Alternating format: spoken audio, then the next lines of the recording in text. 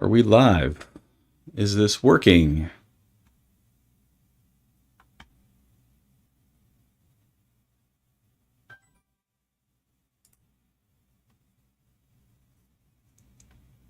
All right, looks like we are live. Is my audio working? Are we live? Yep, audio is working.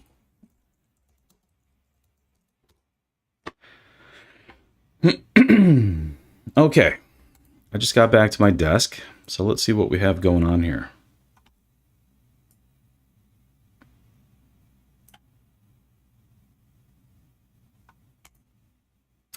Let's check out the news.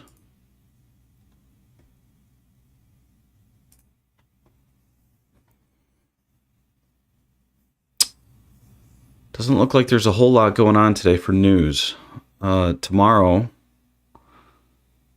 looks like we have core CPI at 7:30 a.m. So I guess that means today could be somewhat of a choppy day. The day before a big news day can be choppy, so we'll just have to keep our eye on that. Let's look at the higher time frames. Looks like we are bearish on the hourly. On the 15-minute, I'd say we're more neutral. And I'm marking this as neutral because we're ticking down from the red zone, but the delta is crossing up over the confirmation line. So if you look at the 15 almost looks like it's more in like a ranging market condition. The confirmation line is relatively flat around the midline there. Then on the 5-minute, we are currently bullish. The delta is above the confirmation line, and the confirmation line has a positive slope to it. So go ahead and flip that to bullish. So the hourly, the 15, and the 5 are somewhat in disagreement. So we will be focusing on the 1-minute.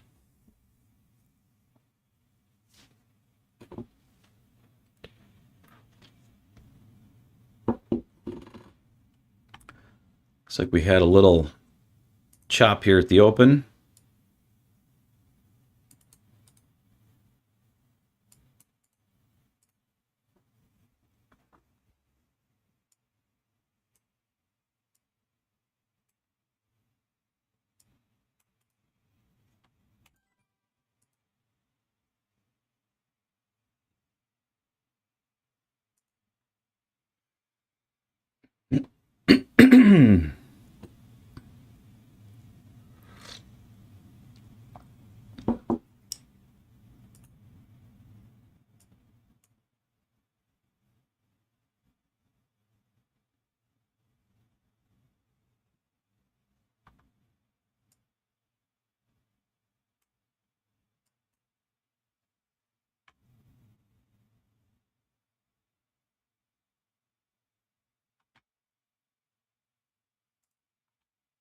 Looks like we have some chop here on the 5-minute as well.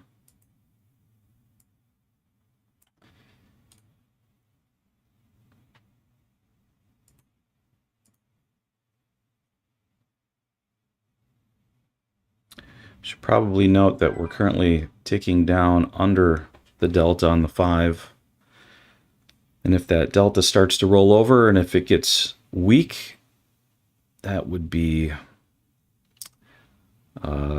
bearish.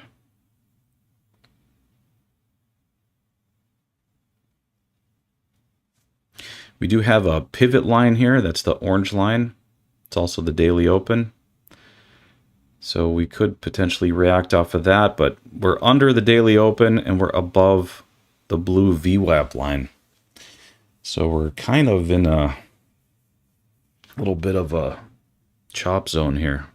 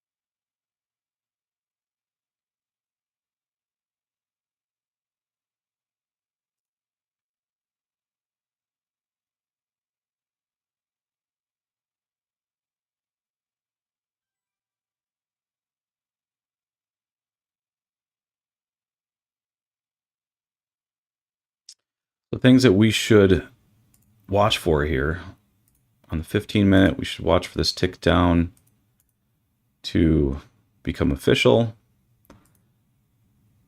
If we tick down somewhere in this area on the hourly, that would be very bearish since the delta is under the confirmation line.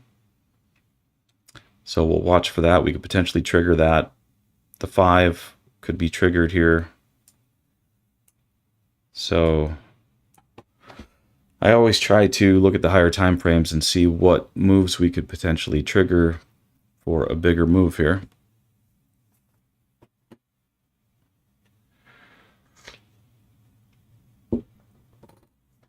In other words, I should be looking for shorts to try to trigger those.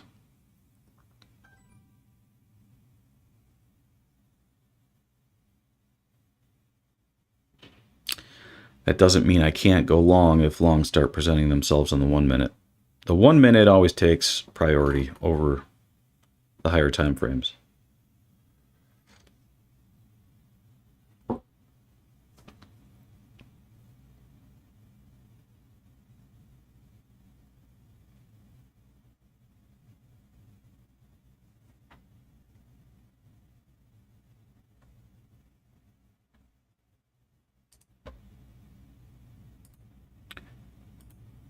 Do have a negative delta slope.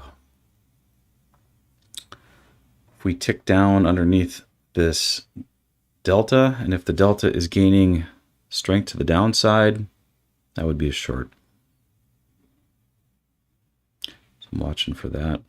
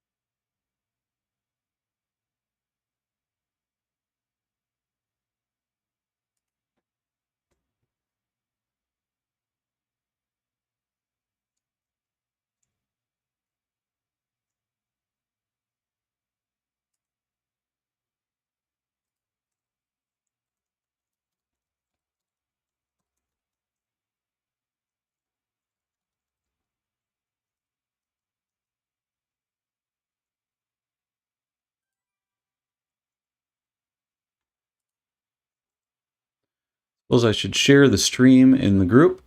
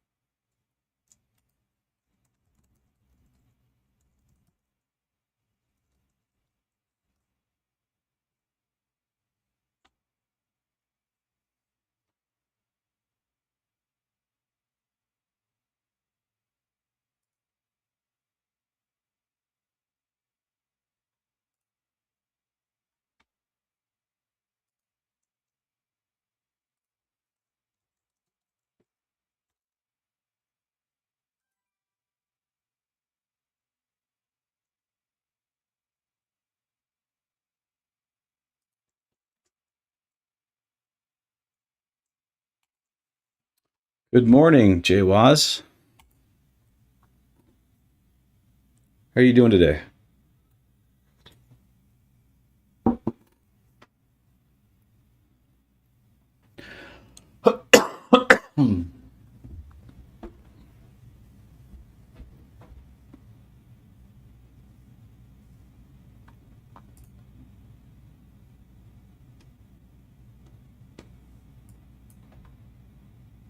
So that delta turned around here. Now we're getting more strength to the upside. So we'll see if we can power through. We're back above that daily open.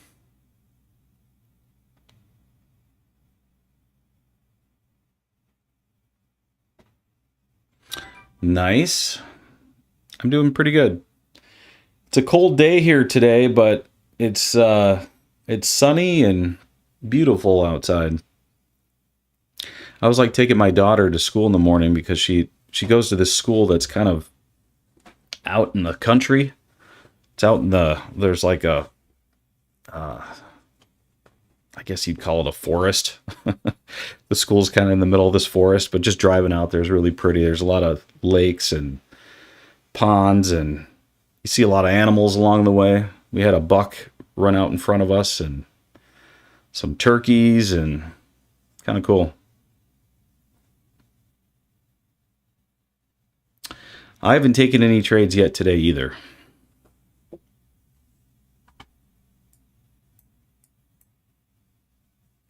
Still waiting on a good setup here.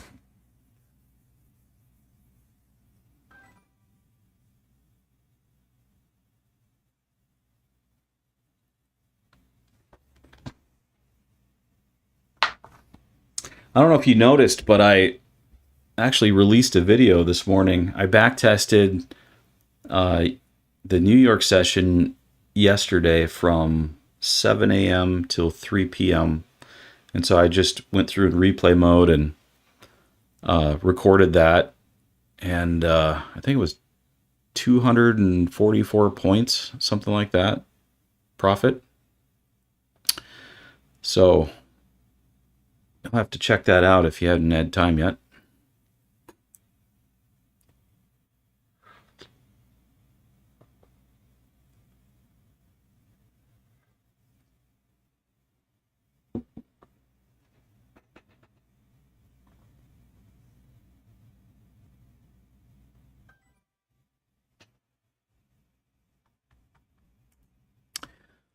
Little bit of bearish divergence here. We got some higher highs. We got lower high on the signal. It's ticking down from the power zone. That is potentially a short entry, but Delta is tapering. I'd like it if it was tapering a little more than that.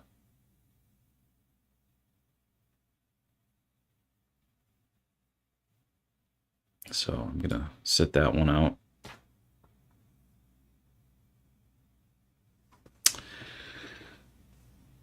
Is it posted on this channel's videos? Yeah. Yep. So if you go to this channel, it should be there. At least I think it's there. I think I posted it at 7:15 this morning. So I figured it's good for me to start doing that. I mean, not only for you guys, but it's good for me to do it just because I backtest whenever I can, but sometimes I get lazy. And I think backtesting is what really kind of keeps your mind,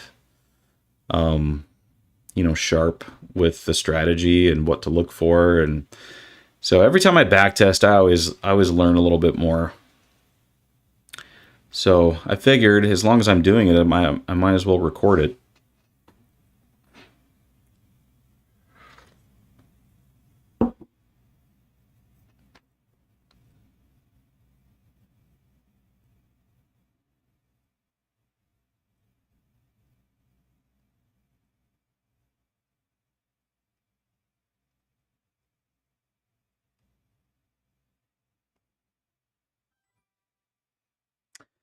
So at 9 o'clock, we have FOMC member Waller speaks. That is what I love about my trading timer. I don't know if you guys noticed that, but on my timer, all the news is right there. And I have this loaded in my Quantower. So got a little window in Quantower that just has the timer in there. And so I never have to look up the news. It's just always right there under the timer. And I usually have it set to the 1 minute chart. I usually alert myself 30 seconds before each candle close. So I get a little alert there right before the close. That way the news is just always right there. It's never a surprise.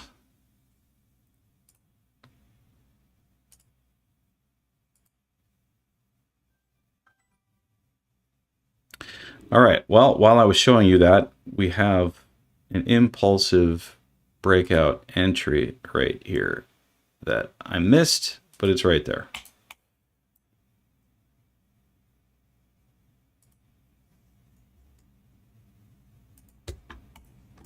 The reason why that is an impulsive breakout entry is because this delta candle is fatter than this one, so we had a little bit of an impulsive move to start, and then a tick up above those delta candles. Now we still got to keep our eyes over here to try to anticipate what might happen on the higher time frames. Could get a tick down up there. However, the delta is gaining strength there on even on the 15.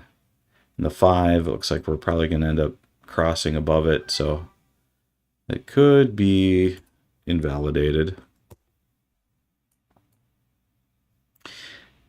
Now we're getting another lower high here. More bearish divergence.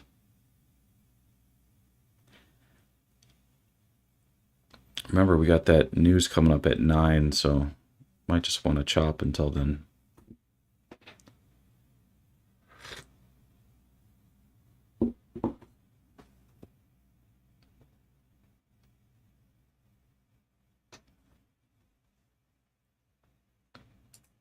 I'm going to go ahead and try a short on the 8.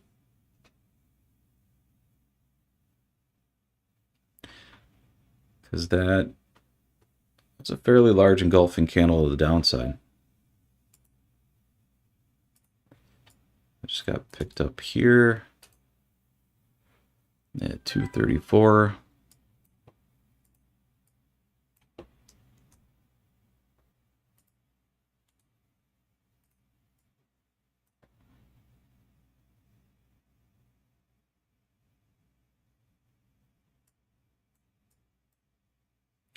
It's a little more risky with the news coming up here in 9 seconds.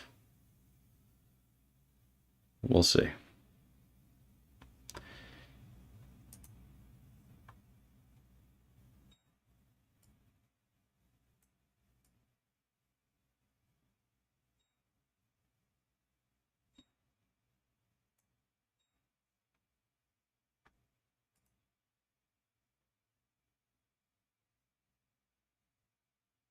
You know, when you backtest this strategy, the news doesn't really seem to make a whole lot of difference. If you get a sell signal, even with the news, if it's right before a news event, it usually plays out.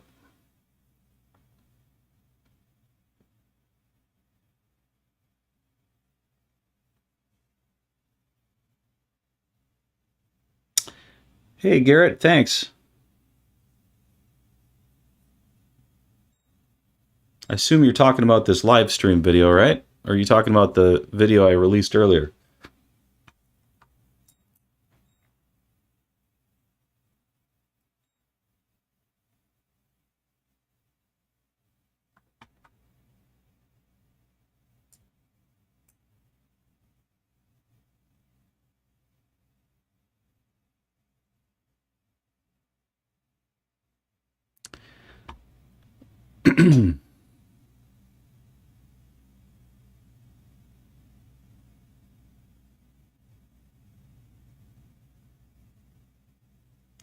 Now this delta still has a positive slope to it, so still have to be a little careful here. Still might want to make a run of the upside, but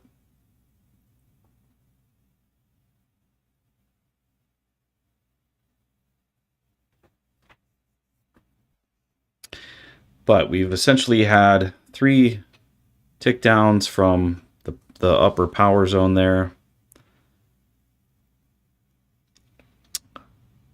That is fairly bearish, especially with that big engulfing candle there.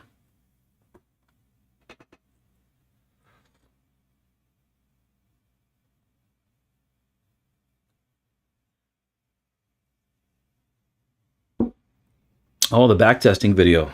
Awesome. Yeah, hopefully that's helpful for you guys. Like I was saying earlier, it's not only, I think, helpful for other people to see kind of my thought process with it, but it's helpful for myself. And if I stop doing it, I kind of get rusty. So I noticed, like, if I don't backtest for a couple weeks and then I just try to jump back into it, my mind gets a little rusty, and I miss setups and things because I'm not actively thinking about what I'm supposed to be looking for. So if you could do it every day, I mean, that'd be ideal. That would be the best case. I know it takes time though, so it's kind of hard to find time to backtest every day.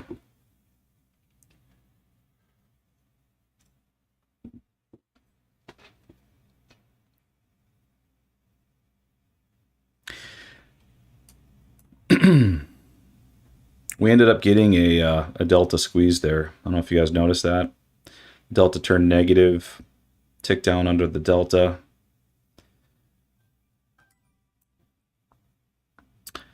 However, we're still above VWAP, so for this to continue to be bearish, we need to get under VWAP. And we just touched VWAP just now, so we'll see how it reacts here. I'm going to go ahead and move my stop to break even.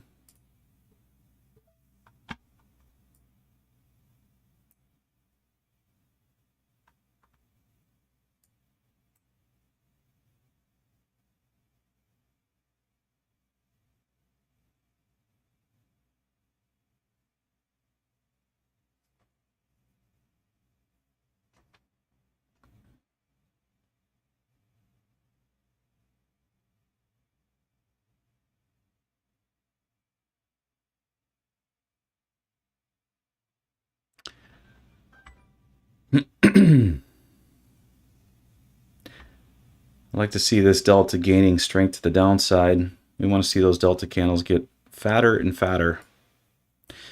We're finally ticking down, and on the 15-minute time frame where I was pointing that out before from that upper power zone. We haven't got the hourly yet, but we might trigger it. The 5-minute looks like it's triggering. I'm going to go ahead and move the 5-minute to bearish.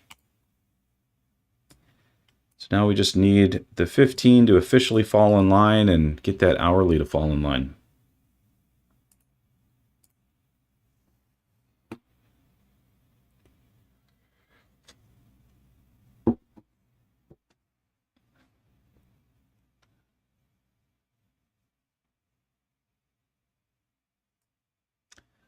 So far, we're up about 34 points.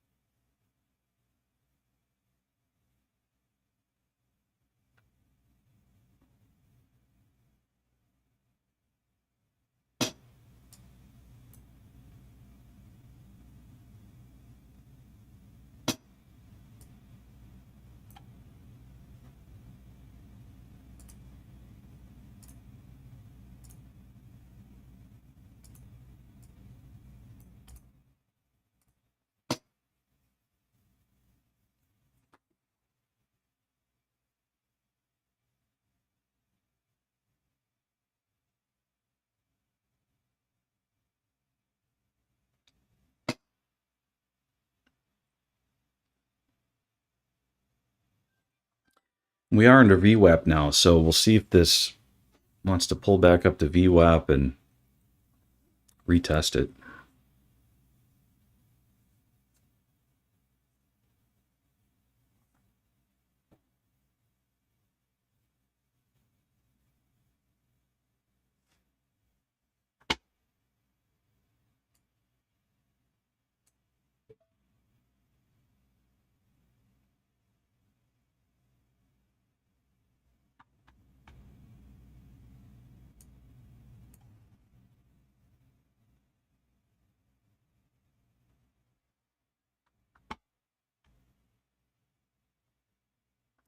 We are ticking up from that lower power zone. However, that delta is pretty strong. The slope on it is pretty aggressive. So for that reason, I'm just going to hold through it.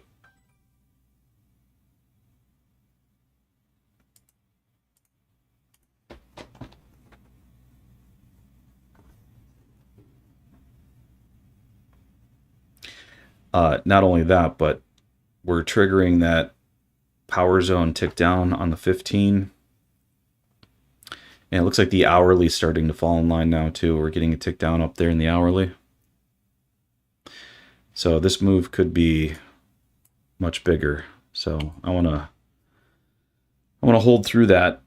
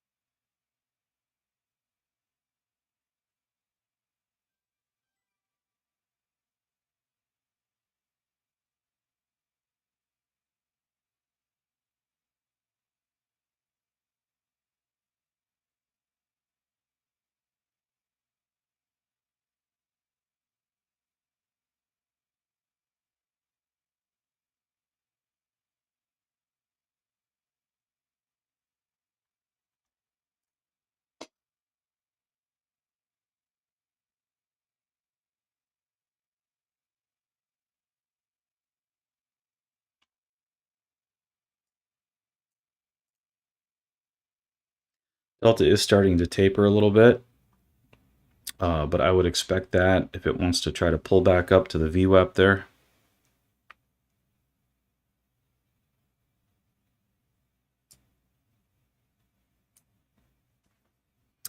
Hopefully it just stays underneath that 8 SMA.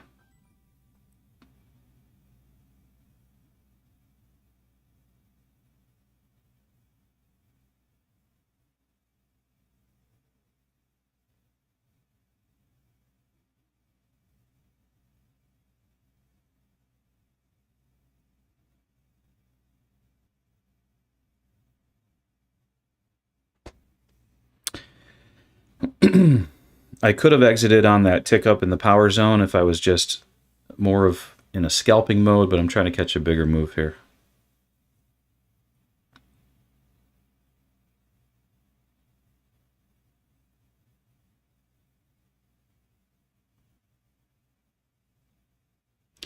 All right, we touched VWAP, so we'll see what happens here.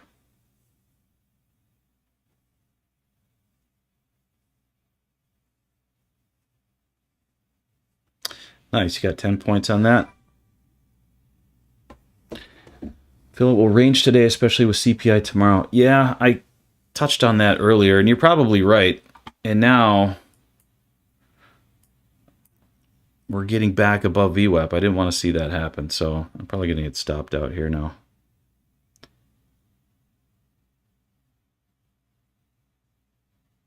Yeah, I just got stopped out.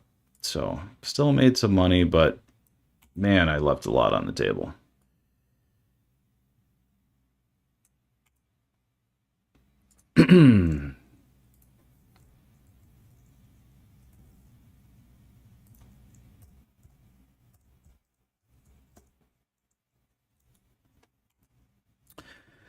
Yeah, taking that tick up from the power zone was that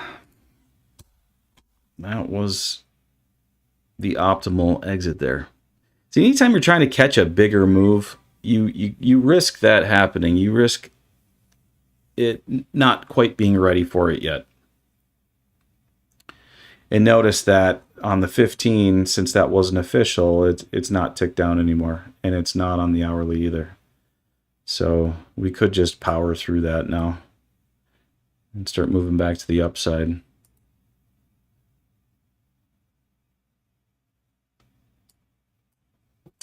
But that is, like I said, that's the risk you take by trying to catch those bigger moves.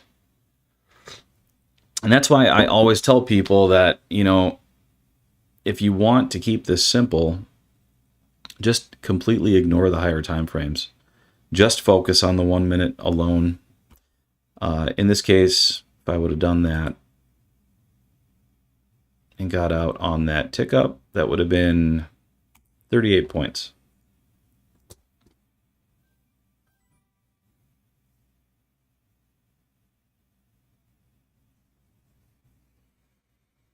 Looking at the conf line on the 1, also, it is in the middle of the screen and delta is crossing all over it. Yep.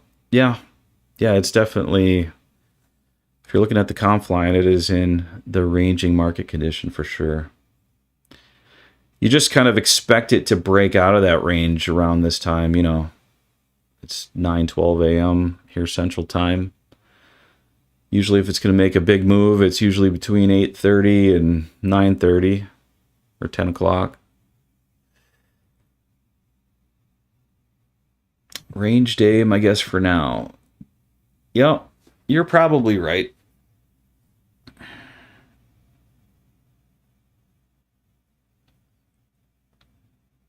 Until it proves otherwise, right?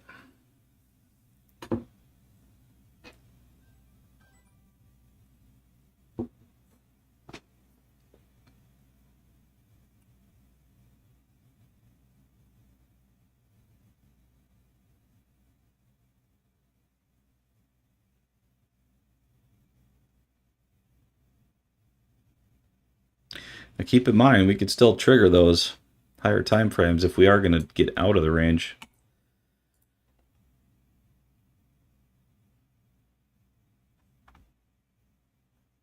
We just ticked down from the red zone.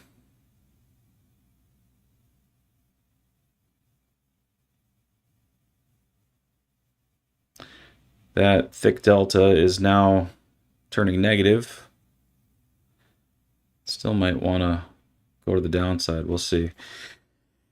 But if we're more in a range condition, you should ignore all those signals in the middle there. Power zones only.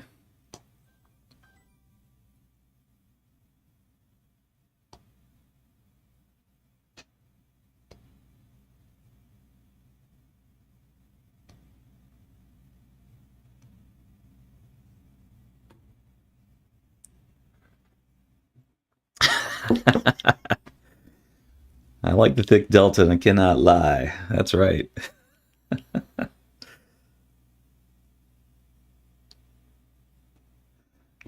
Oh my gosh. We should ask ChatGPT to write a rap about that.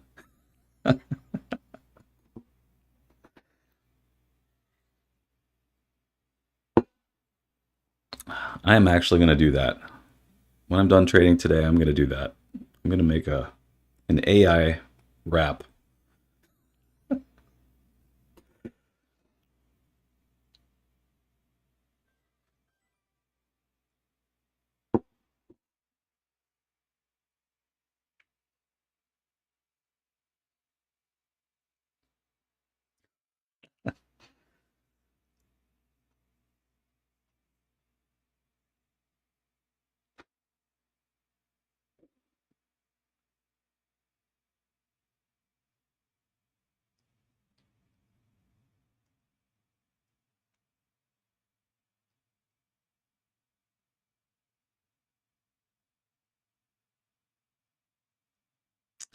Delta's gaining a little strength here. It's getting a little fatter. It's got a positive slope. We're ticking up above it.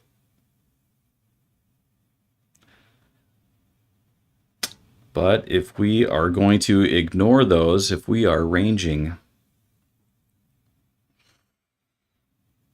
then that might be a little more aggressive, a little more risky.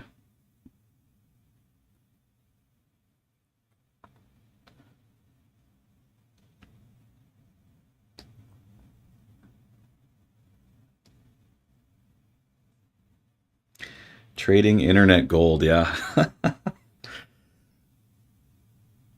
I could definitely see that being a hit. Well, a hit with people who know the cumulative delta. If you're new to this, you probably have no idea what we're talking about.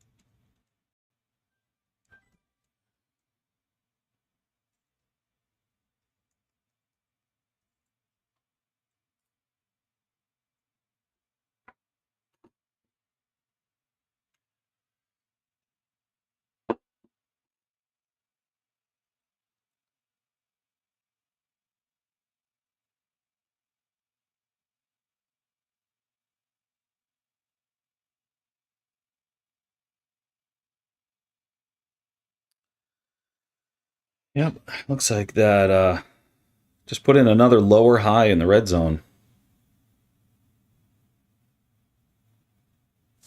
Yeah, it's probably just going to be choppy as long as it stays within that mother bar here. From this high to this low, as long as it stays in this zone, it's probably just going to chop.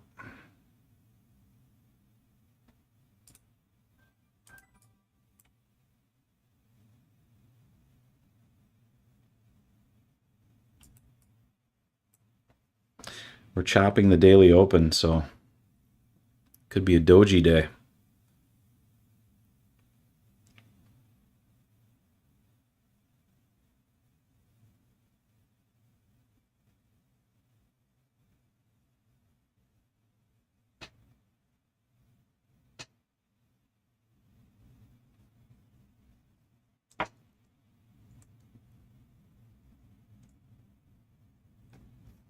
So this was my first time scheduling a stream, and I don't know if you guys probably got here later, so you probably didn't notice, but I thought it was just going to like start automatically at 8:40 because I scheduled it for 8:40.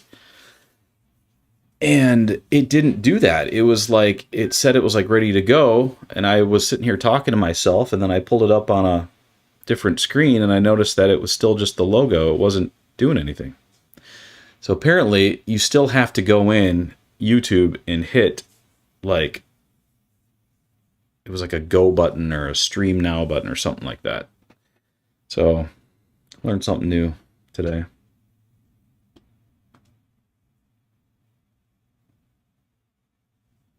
You know, I'm curious how all the other big streamers manage their chat.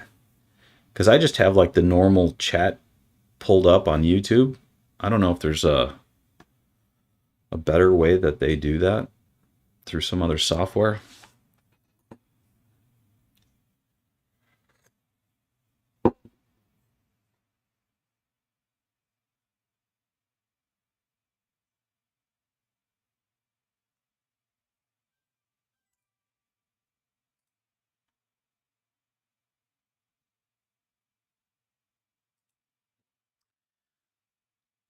So far, that lower high in the red zone is playing out.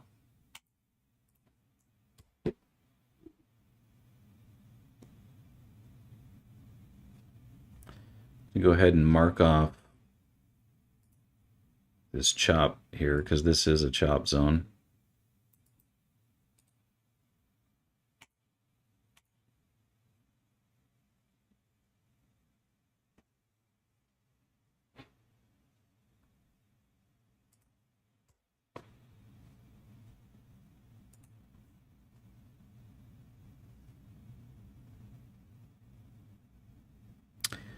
And if you're not familiar with these chop zones I'm putting on here, all of that is detailed in the playbook, which you can download for free. Link is in the description.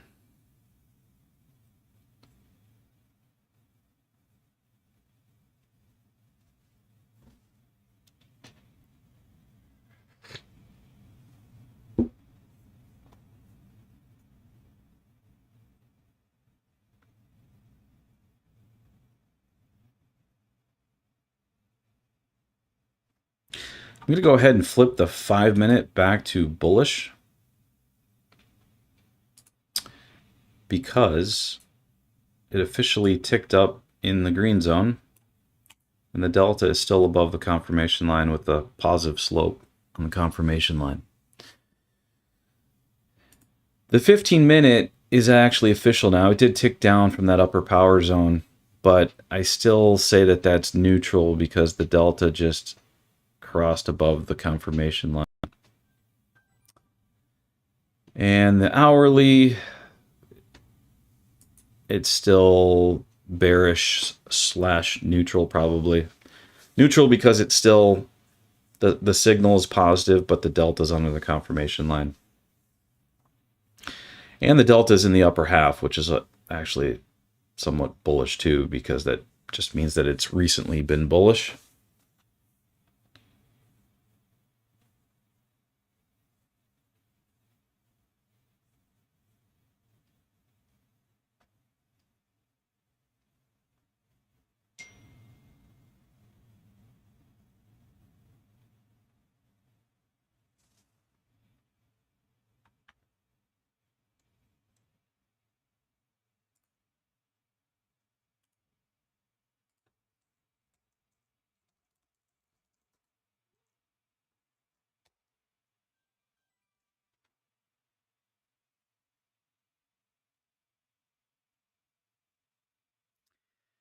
Yeah, as long as we stay in this zone right here, it's probably not going to be fun to trade.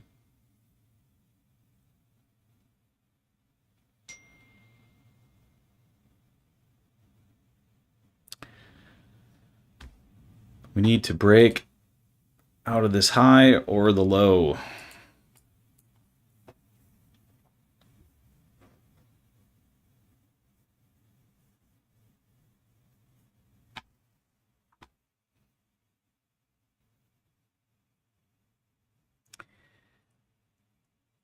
So if we go back to the open, see how we chopped it. We opened at VWAP and we chopped VWAP.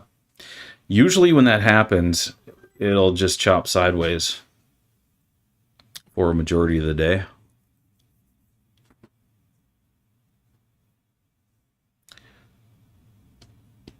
Days seem to move a lot better if the open occurs somewhat far away from that VWAP.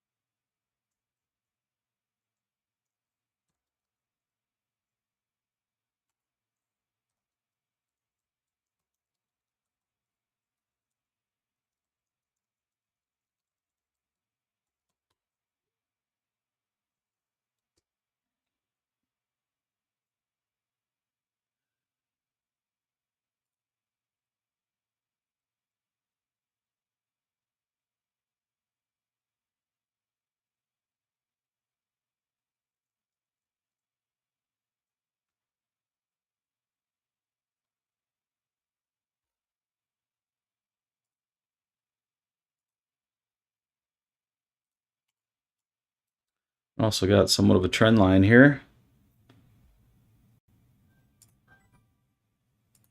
And one here.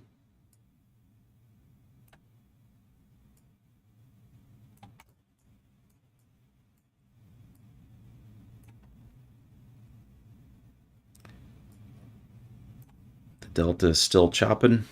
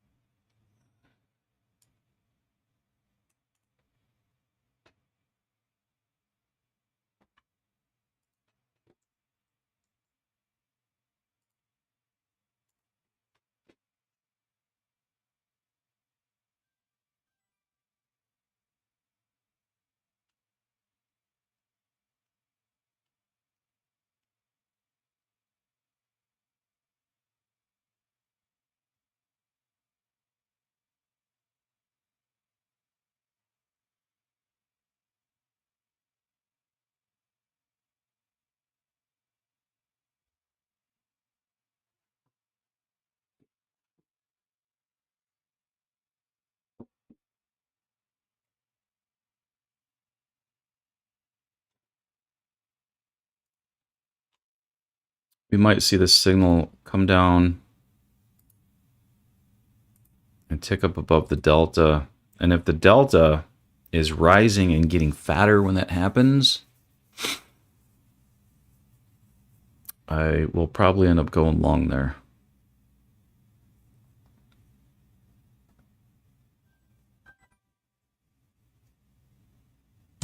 A little bit more risky if we're ranging.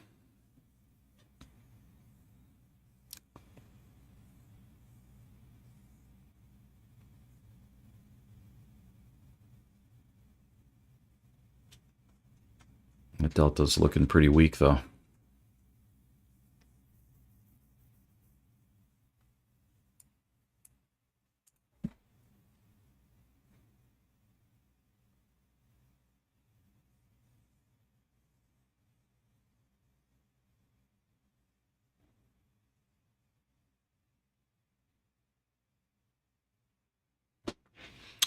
I'll be right back.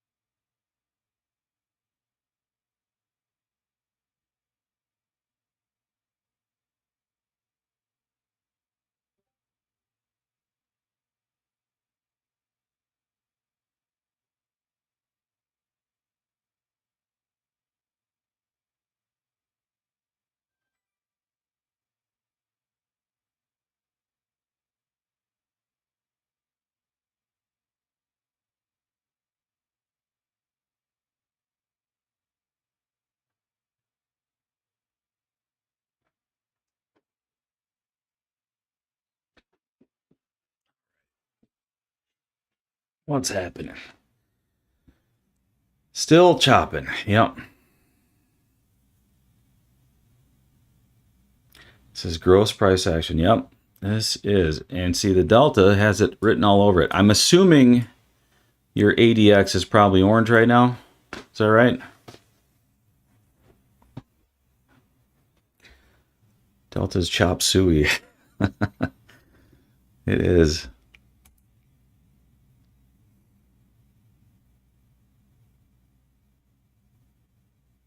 GC is more clean. Let's check out gold. Oh yeah. It's definitely cleaner.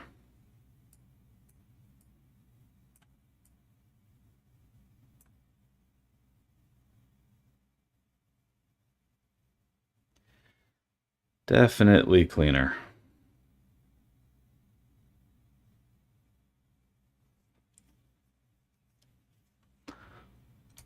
Let's check out some of these. There's a little bit of a delta squeeze here. Tick down under the delta. The delta's weak. It doesn't have a negative slope to it, so it's a little bit more risky, but if you're trading aggressively, take that to the power zone, high or low. We got 72 ticks out of that.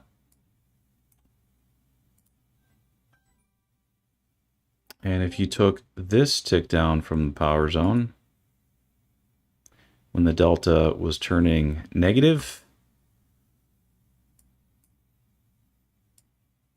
currently be up 43 ticks on that one. Yeah, much cleaner.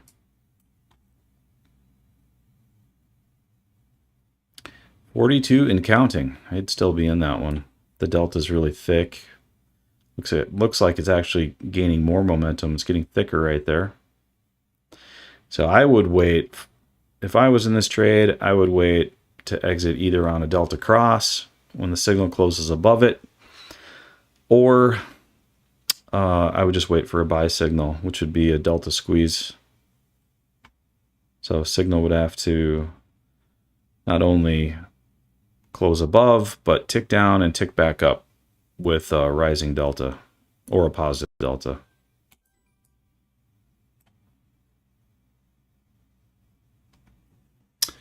It's orange on the 5-minute. One is actually blue at the moment, but not very high value. Yeah. Yeah, NQ is ugly right now.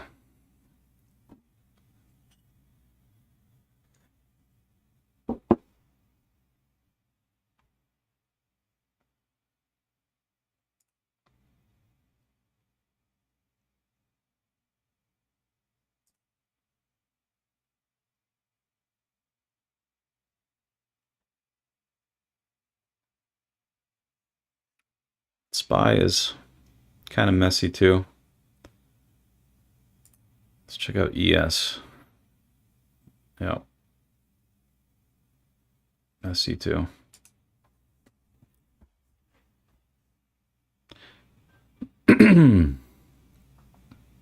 It's both orange on the 1 and the 5. Okay.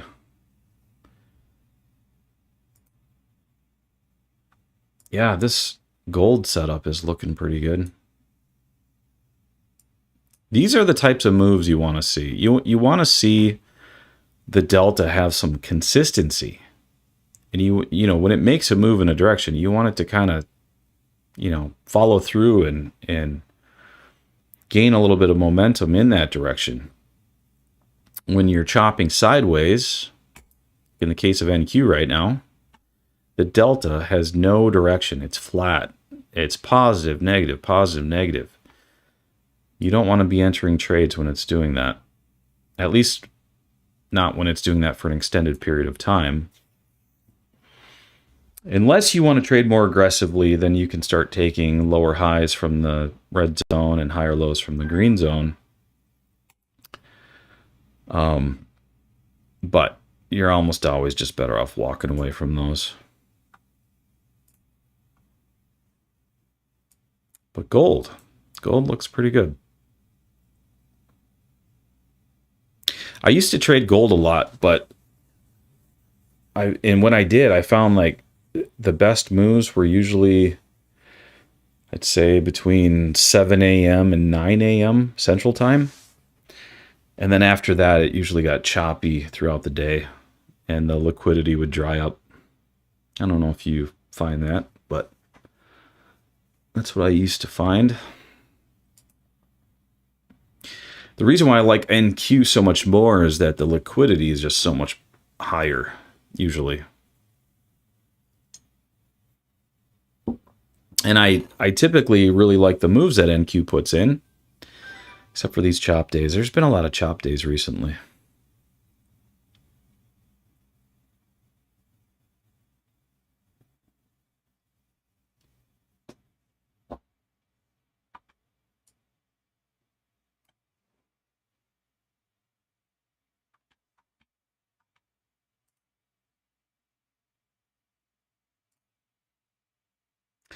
You guys ever traded oil? I've never traded oil. I know a lot of people talk about it. It always kind of looks messy to me.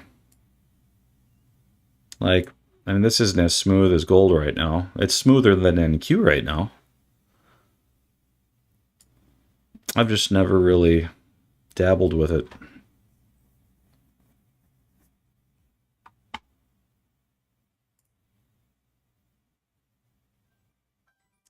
I used to trade US 30 quite a bit. US 30 you can put in some smooth moves too. This actually looks pretty good here. That'd be a nice move down.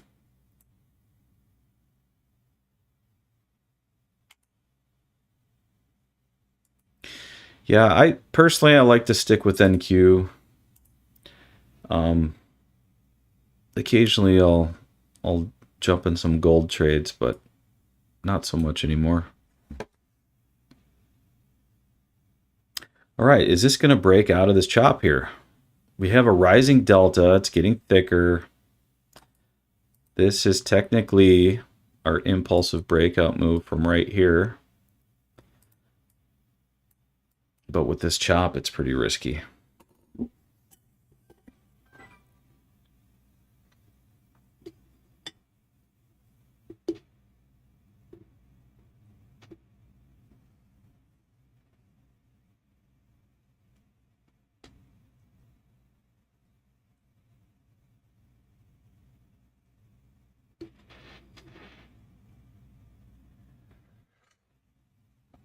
But you know, the chop doesn't last forever. It usually breaks out every now and then puts in a decent move.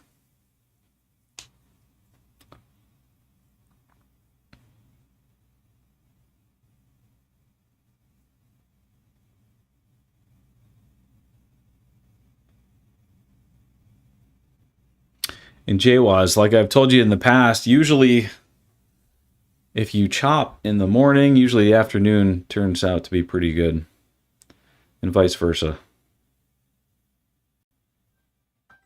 Yeah, see, if you would have entered there, that would have been a loss. It's just too risky.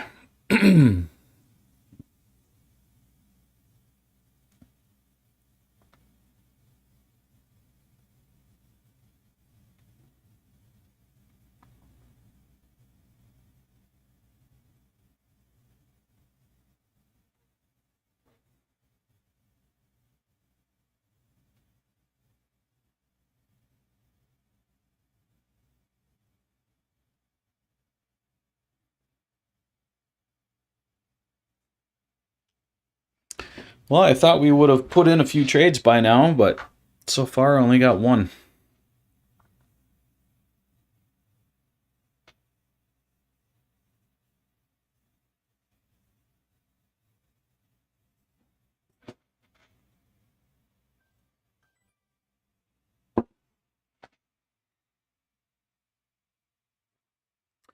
This 5 minute is flashing the tick down again.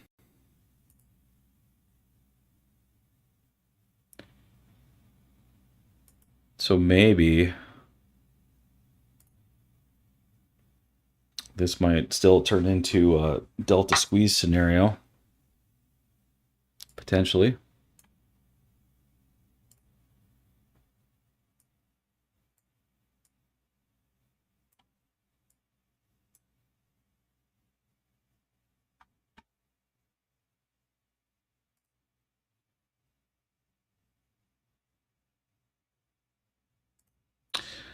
Let's go check in on crypto. See what's going on over there.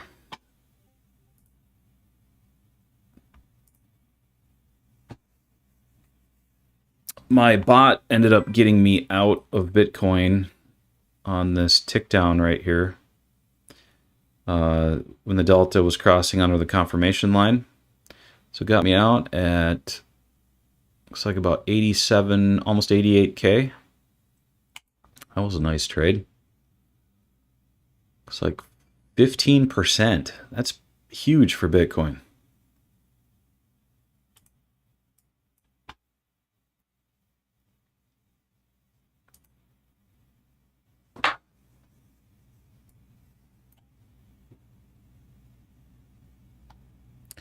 The signal line is approaching the lower power zone here on Bitcoin, so I wouldn't be surprised if we end up getting a tick up here and this move potentially continuing. If it ticks up in there, my bot will be buying back in.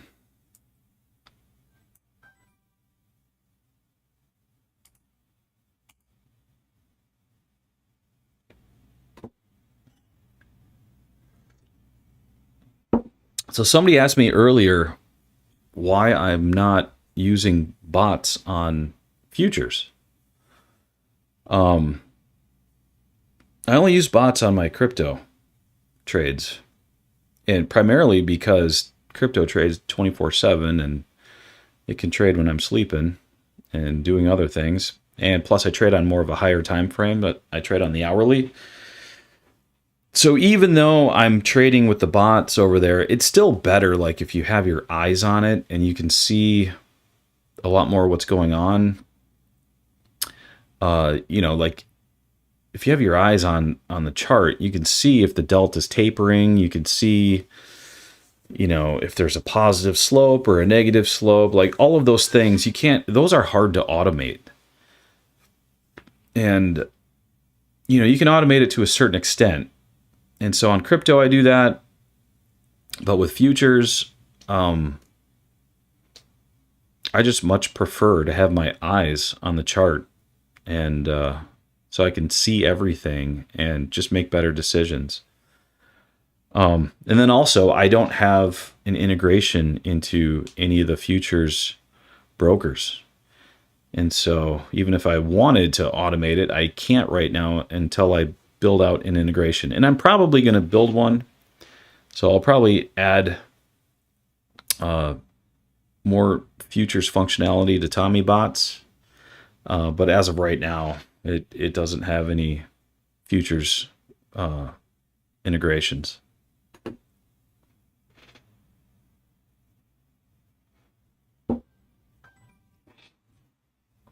And honestly, I don't mind. Like I prefer to trade the 1 minute manually with my eyes on the chart. So even if I did have an integration built, I probably wouldn't use it. You know, for swing trading and that sort of thing, I think it makes a lot more sense. Or for those higher time frames.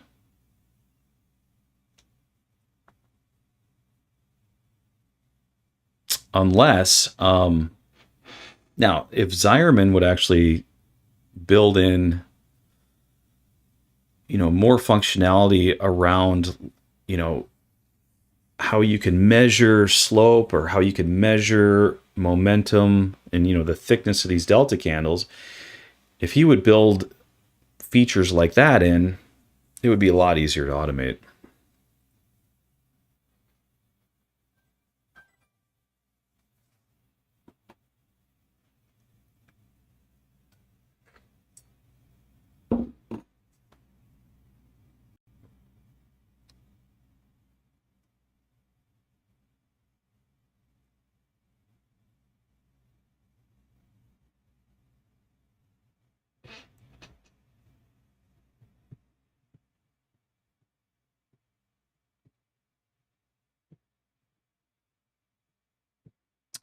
Jawaz, you use bots for some future stuff, don't you?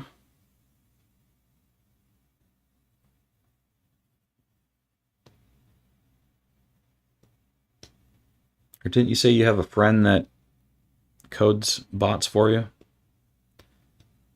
in Ninja Trader?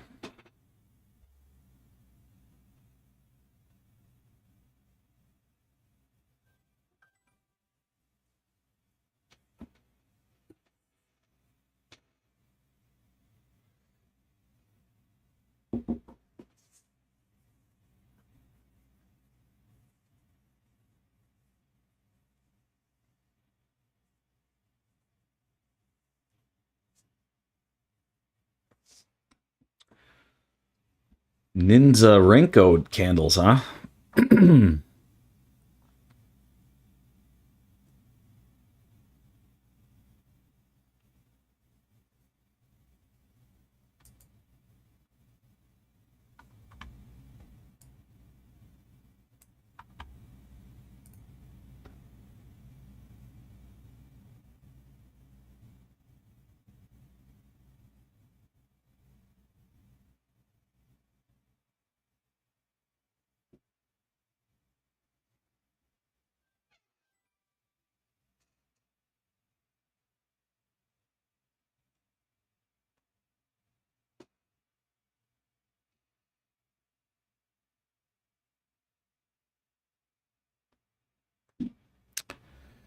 Well, so far, this is a pretty uneventful day.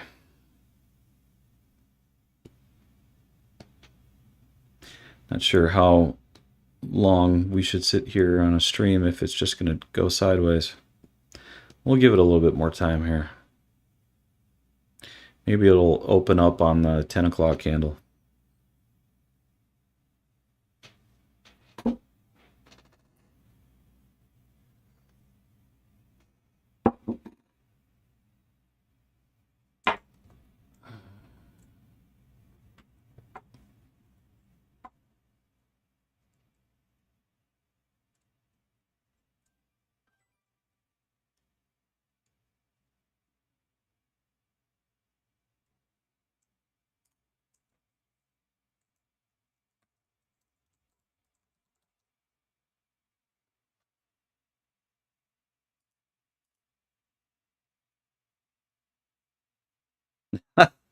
Yeah, I know.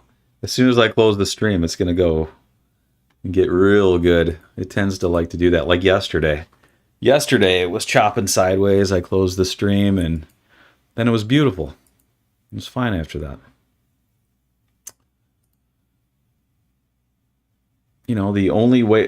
that was actually a reason why I was like, you know what? I'm just going to go ahead and record a a backtesting video to show, like, okay, if you really have, you know, the mentality to sit down from 7 a.m. to 3 p.m. and trade the whole session, I mean, usually it gets good at some point, and those winning trades usually will put you in the profit by the end of the day.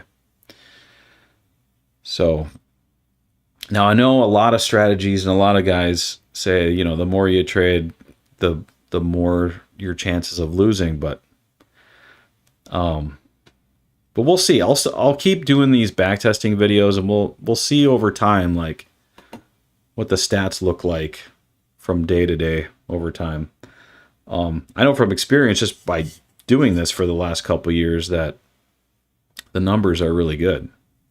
Like, even though the win rate isn't very high, the total profit at the end of the day is usually positive. So that's why I don't look too much into win rate. I think that doesn't really matter so much. As long as you're keeping, you know, as long as you have your break-even trades or really small losses, and your wins are much bigger than your losers, that's really what matters. You know, because a lot of my losses are, I'll cut the trade and I'll lose, you know, just a couple points. It's still a loser, but it's a tiny loss, or, you know, a lot of mine are break-evens. So win rate, I don't really care so much about the win rate.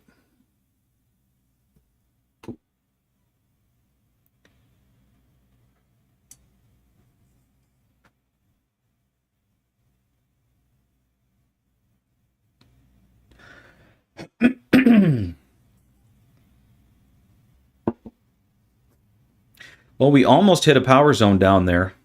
Not quite. It was just shy of it.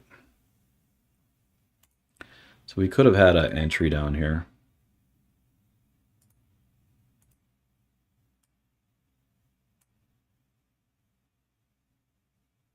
But you want the price to really kind of swing more. I mean, it's super flat right now. So getting into this, it's not enough. That's why you want that signal to really dive deep in that power zone and then take up. That tells you that the price is actually moving.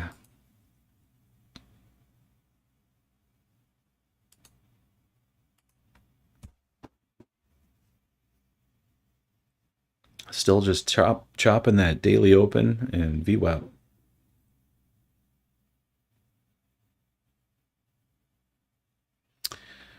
Yeah.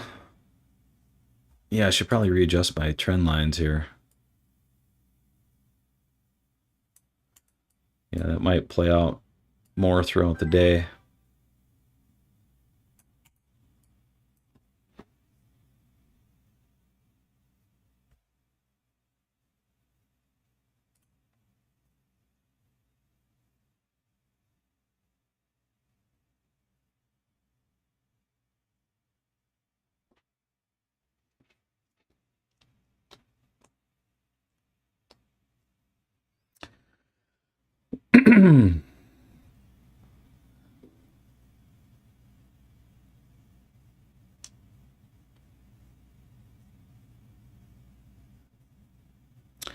This, to me, is the worst part about trading. Just sitting on your hands and not doing anything.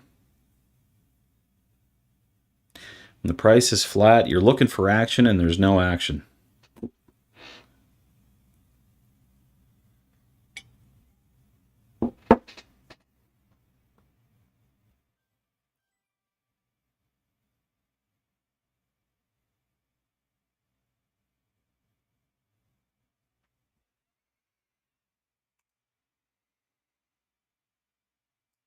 And, you know, historically speaking, I would always have a hard time with that, because the more you sit around and the more you have nothing to do and you're trying to sit on your hands, your mind wants to continue doing other things, and you're looking for things in the charts, and sometimes I would see things that aren't really there, but I would convince myself that it's there just because, you know, you want to do something.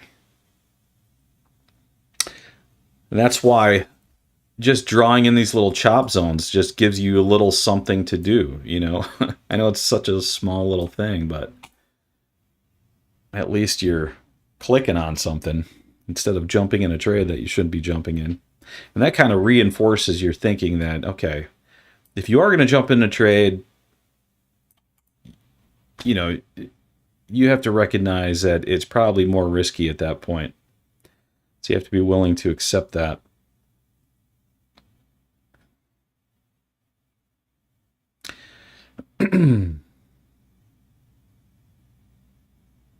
Well, are we finally going to break out of this little wedge here?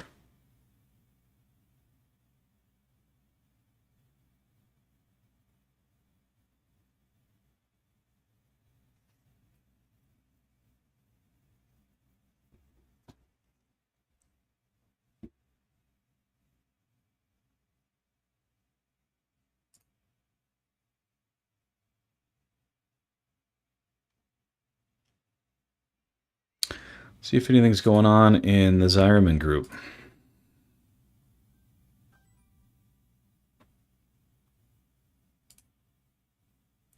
It looks pretty quiet over there too.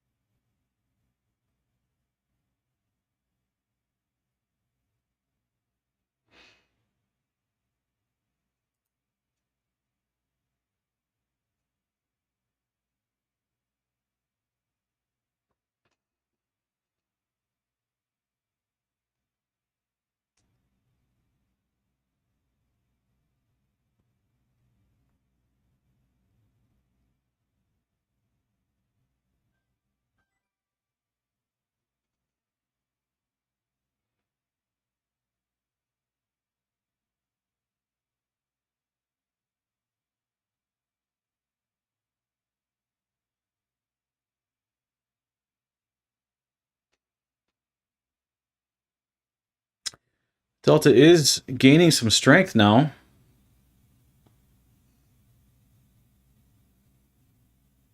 To the downside.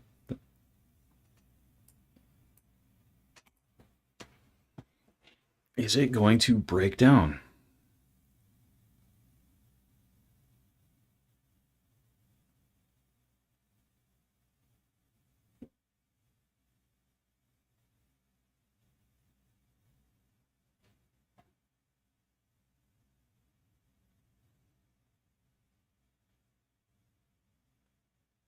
Yeah, it's looking to me like it is.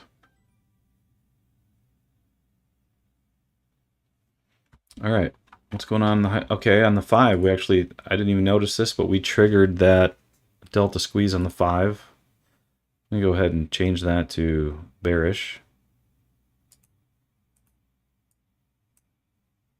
And that tick down was official. That happened at 9:40. I'm going to go ahead and flip the 15 to bearish, since the delta is turning negative there, and the signal is ticking down. We still haven't triggered the hourly, but maybe we'll get it here soon.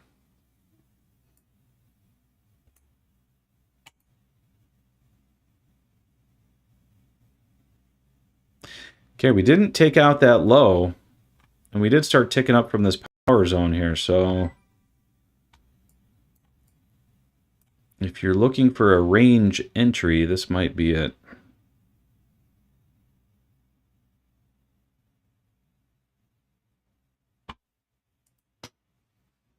Keep in mind, we have the 10 o'clock candle here in 2 minutes. 1 minute, actually.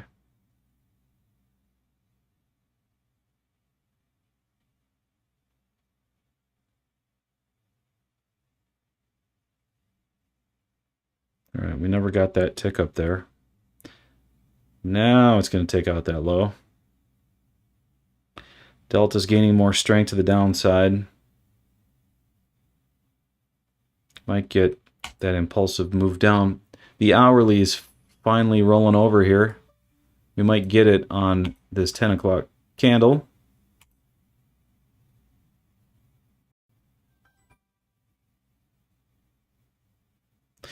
But yeah, we need to keep our eyes aware that this could be a range entry here. So you just want to pay attention to the delta, see what it's doing.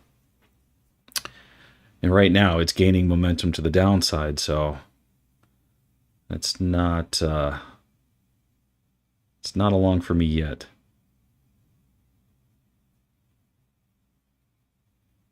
And just the fact that we're triggering those higher time frames. So yeah, we officially triggered it on the hourly now. So shorts might be your best bet.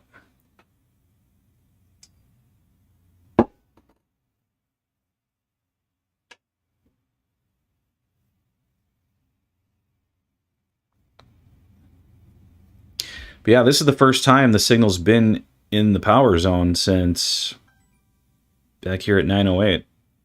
So it's been an hour.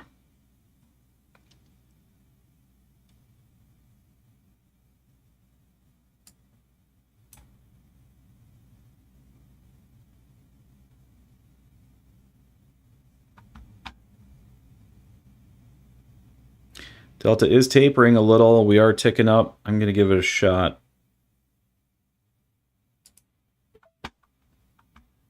I am long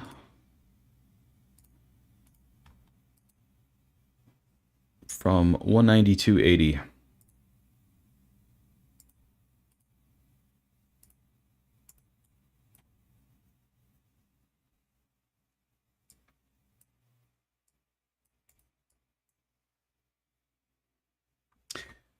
I'd feel better if that delta was tapering more than it is.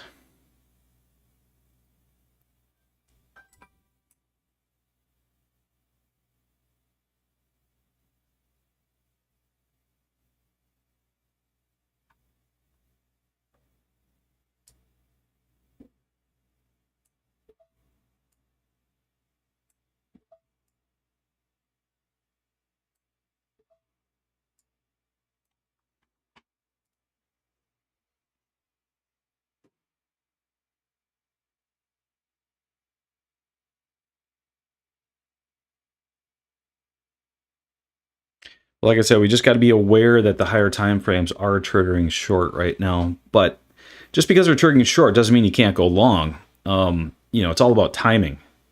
So, I mean, there's still... The 1 minute is telling you that you should be in a long, you still got to take it.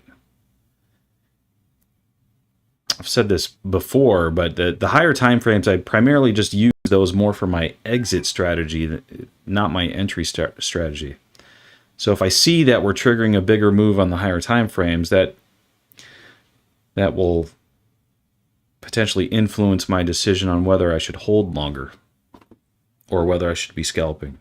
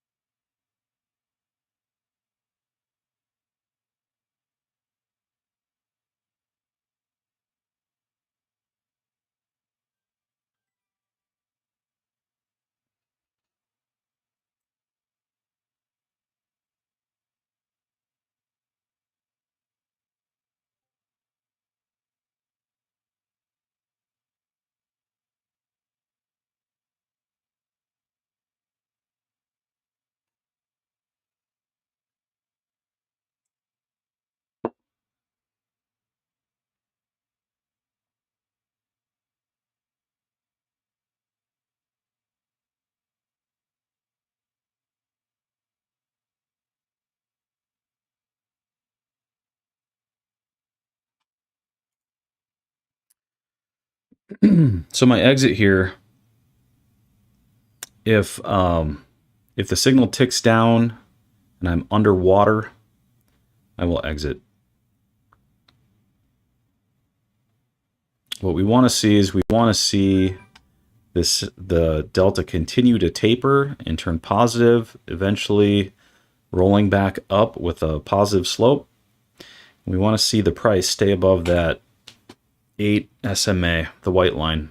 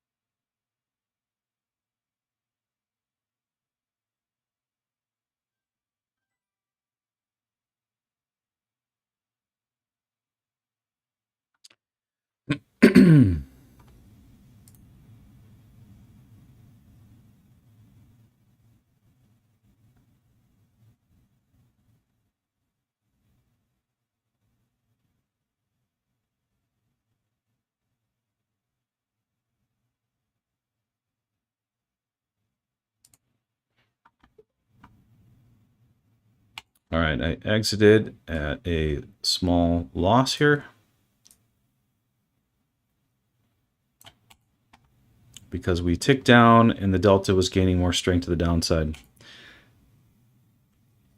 You don't want to see that. If you see that, it's better to get out at a small loss and then get back in if it sets back up instead of let it play out and potentially hit your stop.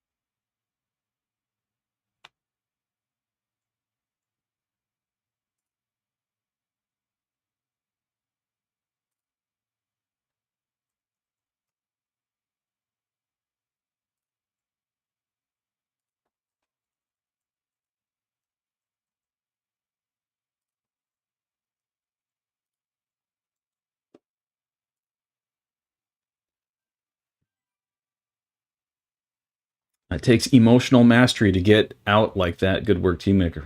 Thank you. Yeah, well, you know what?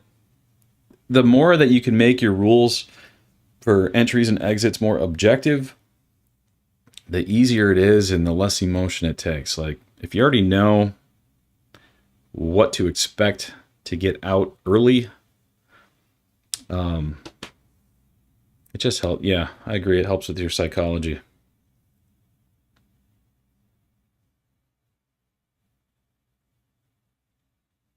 If you don't have clear objective rules, then it just it'll make you hesitate on your entries and your exits, and your account will fall apart.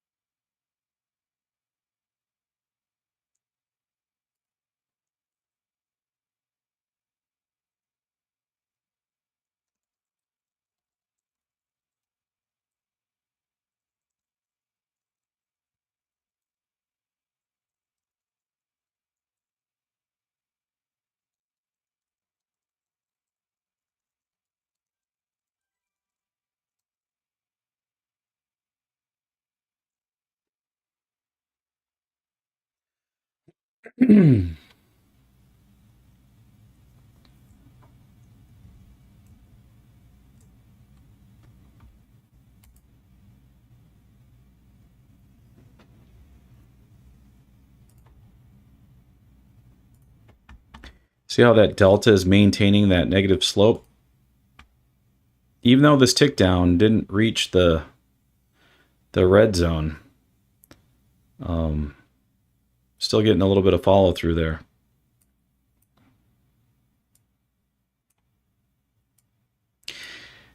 Ideally,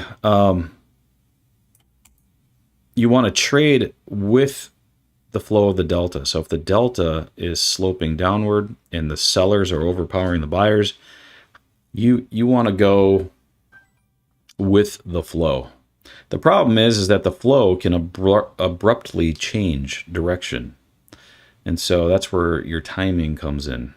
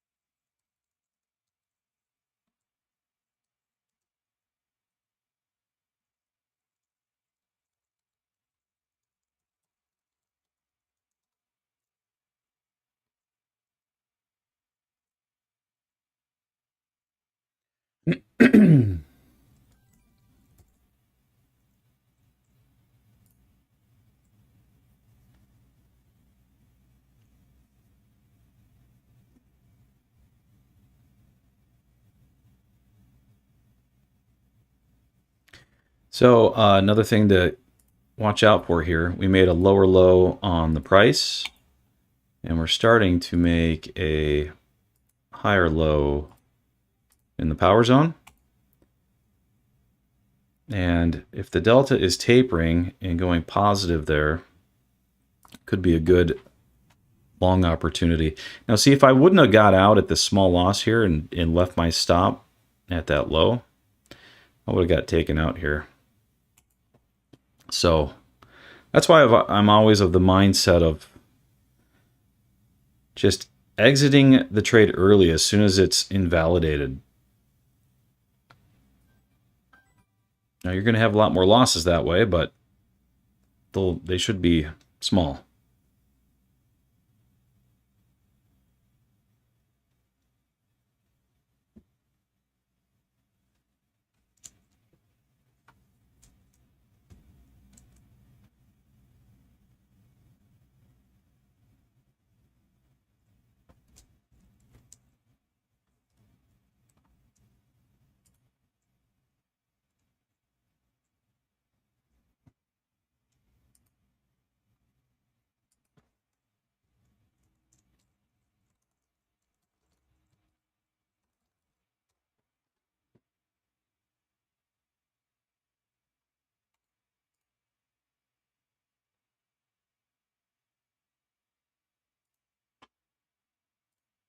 But we never did get that tick up, so that idea is invalidated.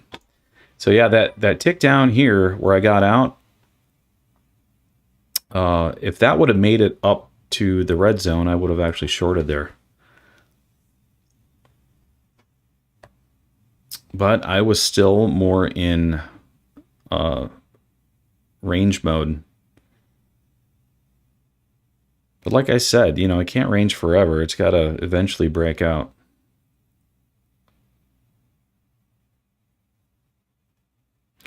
Okay, now it did just put in that there's the lower lows on price. And we have the higher low ever so slightly on the signal line. So you don't want to just buy that just because it does that. You want the delta to agree with it. And right now it doesn't. The delta is still heading down. It still has that negative slope. It's not really thinning out. It's still just gaining more strength to the downside.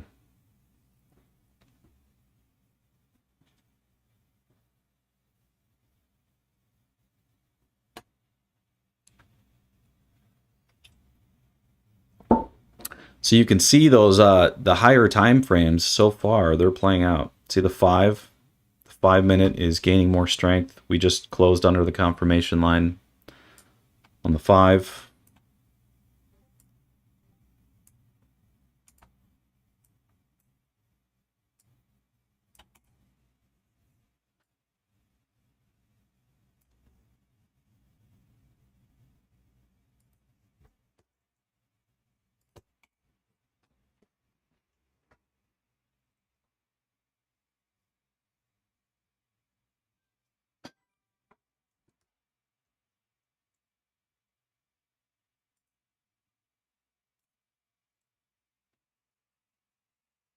The ADX has turned blue. Okay, that's a good sign.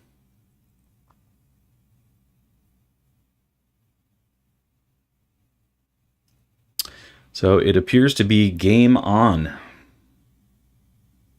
We are outside the chop now.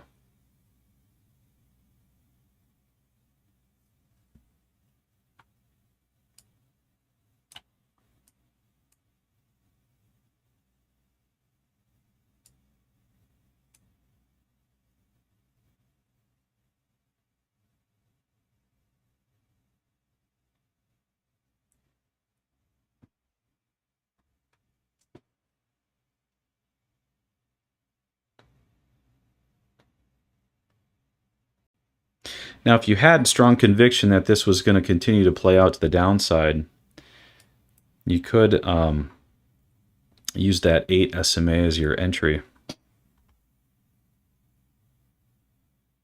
Now, I don't like doing that when the signal is ticking up. I prefer to do that after a tick down and then have it pull back to that 8 SMA for a better entry.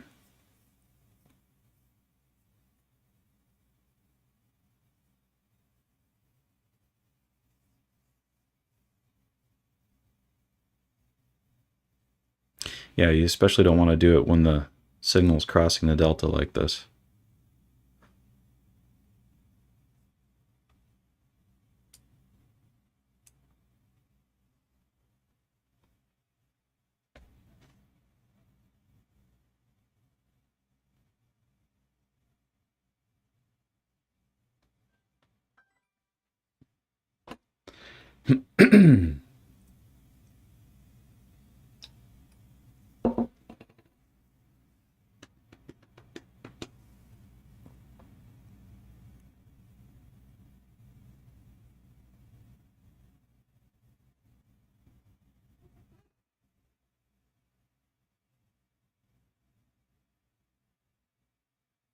Now, delta crosses that occur in power zones,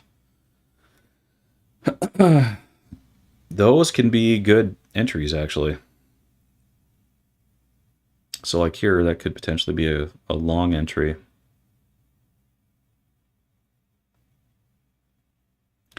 But I think there's better entries, so I would not necessarily do that right now.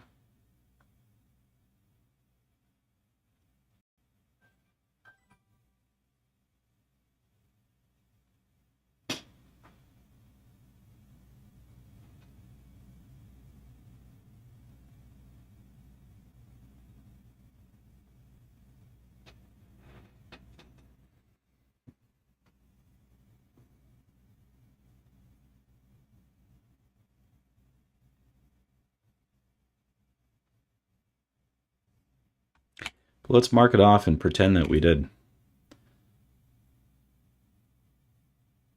If you did, you could have entered right there on the delta cross, or after the delta cross, enter on the 8, which would have been a better entry right there.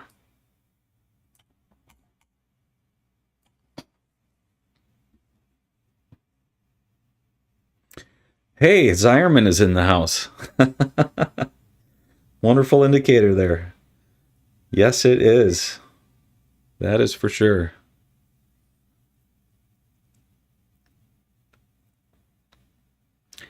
How's it going, Z? Are you trading today?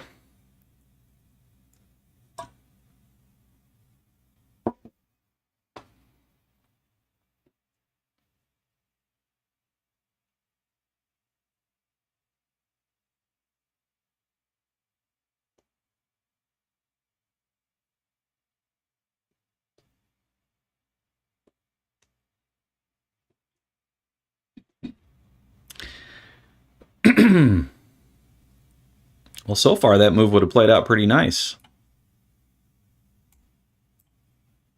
Now, we're just simulating this one. We're not actually in this trade, but took a long on German 30 recently. Nice.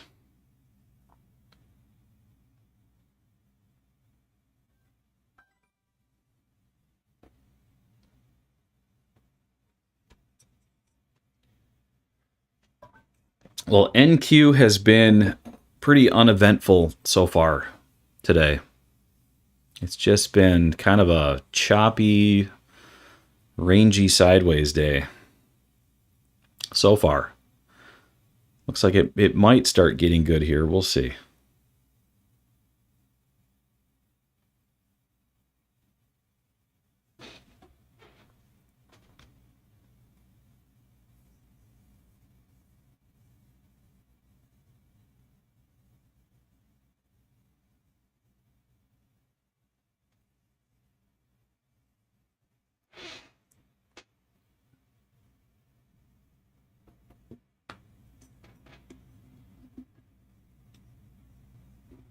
So that delta is starting to taper down now. We might end up getting a tick down from the red zone. If we do, I'm probably going to go short.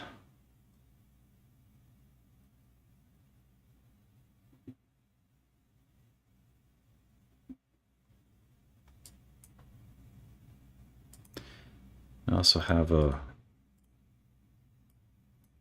bit of an order block here.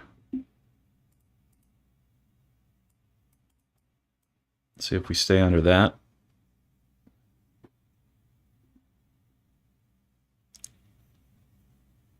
Good morning.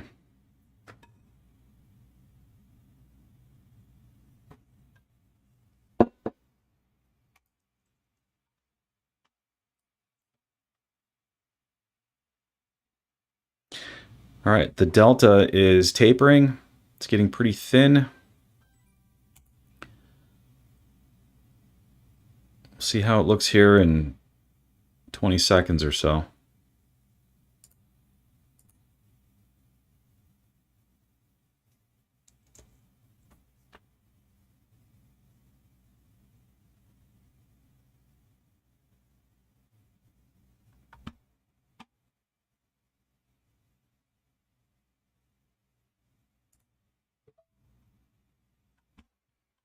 All right, I am short.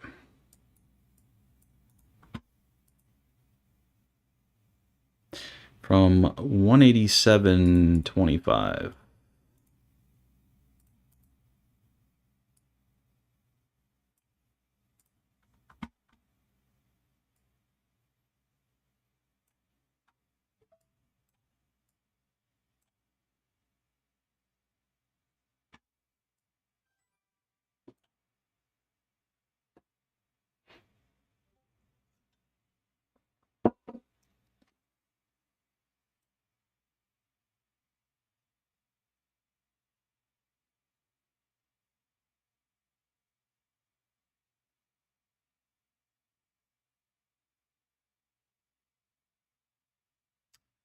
So far, so good. Now, on the 5-minute, we are ticking up from that lower power zone, but we are seeing that the sellers are stepping back in. That delta is gaining more strength to the downside. So we want to see the 5-minute tick back down and continue playing out there. The 15 minutes looking good, and the hourly is still triggered. So this could potentially be a bigger move to the downside here.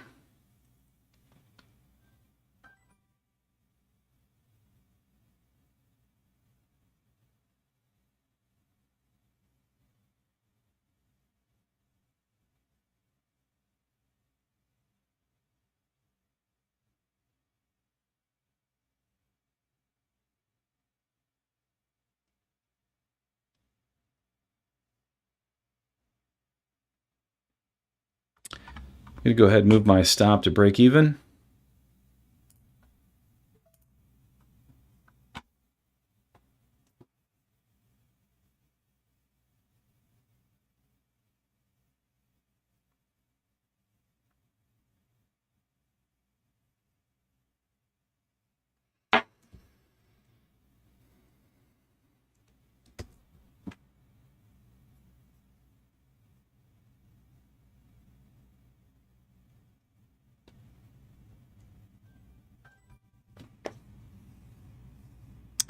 German 30 approaching previous week low. Interesting times. Yeah, definitely interesting times.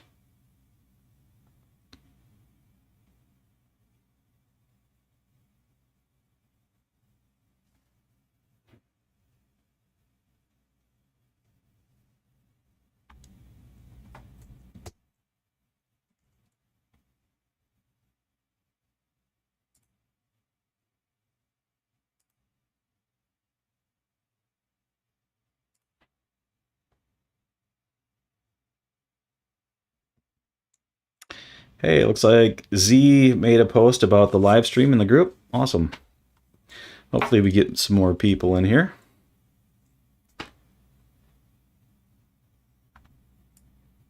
Okay. Hopefully the price stays under that 8 SMA. We are ticking up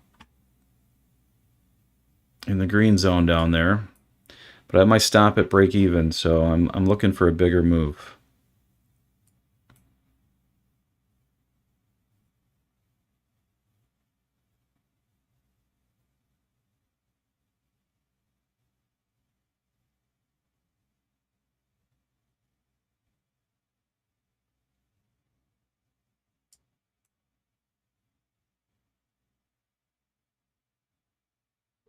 And it just took me out.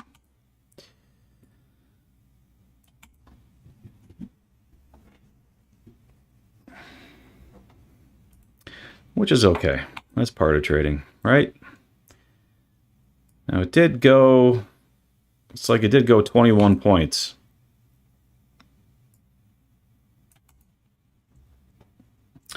But like I said, I was waiting for the bigger move, so we'll jump back in here if we get another setup. But the hourly, the 15 and the 5 are still triggered bearish. It's just kind of hard to get some follow through today.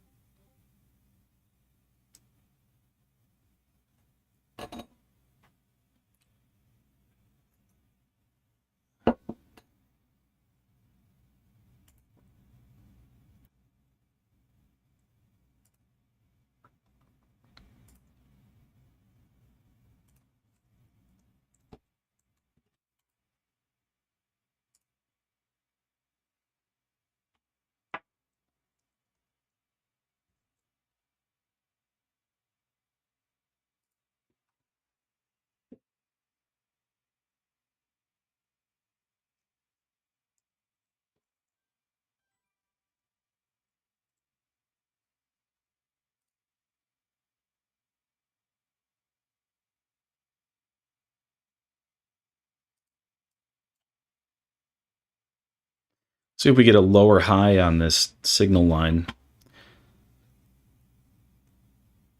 Looks like the sellers are trying to step back in here, but we do have a chop signal.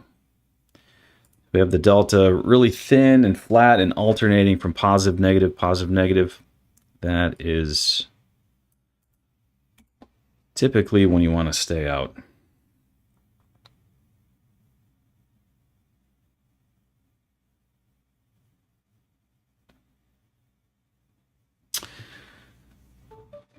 Guinea Yash, do we have this live stream every day around this time or any fixed schedule? Well, this is kind of an experiment. I streamed Friday, I streamed yesterday, streaming today, see if people are interested. If people are interested, I'll probably keep doing it. Today I started at 8:40 Central Time. I have to take my kids to school, so I usually kind of get in a little bit later. I you know, missed the first 10 minutes of the open. So I'll probably be live tomorrow at same time, 8:40. And probably just stream until it looks like the market just isn't going to give us anything.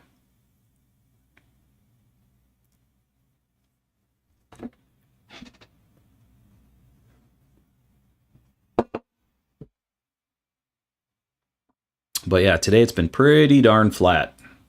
Not a whole lot going on. Gold, as we were pointing out earlier, is actually looking a lot better. Oh, looks like that ended up flattening out too. But gold, like these are more of the moves that you want to see on the cumulative delta. You want to see that consistency in the delta, and you know, capitalize on those momentum moves. But once it starts doing this, going sideways, and you know, you can see when it's starting to go sideways, but you see how it's alternating. The delta is really thin. It's going from positive, negative, positive, negative. That I typically mark out with these little chop boxes. And as long as it continues to do that, I try to stay out of the market. Sometimes you get really bored and it's hard to sit on your hands, but those are not ideal market conditions. So, you know, a lot of times they'll put in a nice move at the beginning of the day, and then once it starts doing this, that's a good time to walk away for the day, to be honest. So, and with gold, you see that a lot. It'll put in some decent moves first couple hours of the day, and then it likes to turn into chop for the rest of the day. So, go back over to NQ.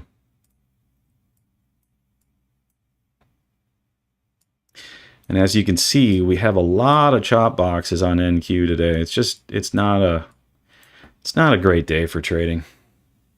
But we're here, so we'll see what we can do with it.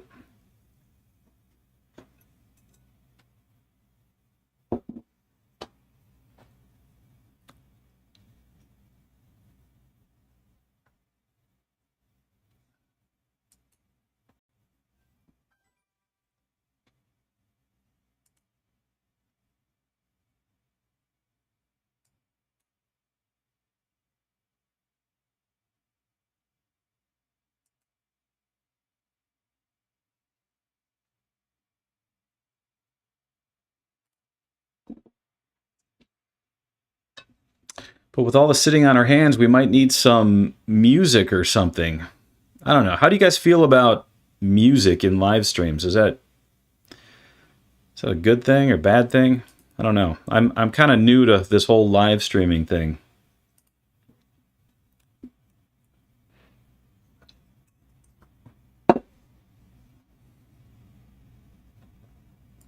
We just got a lower high tick down. The delta is really flat along the bottom. See, it doesn't have a positive slope at all. So you could go, and it's right there, kind of on the borderline of the red zone. So you could go short there, but it's a little risky.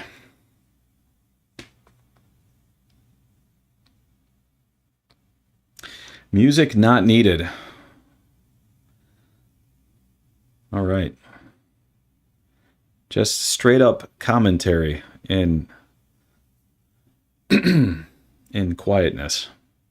It's probably better anyway for trying to make decisions of whether to jump in an entry or not.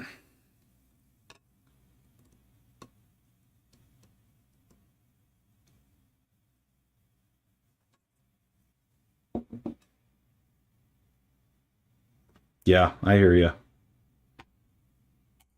Silence and focus. I'm kind of the same way. I know a lot of people are kind of watch the live streams for more of the entertainment purposes, so we'll see how entertaining I can be. I'm not really much of an entertainer. We'll see.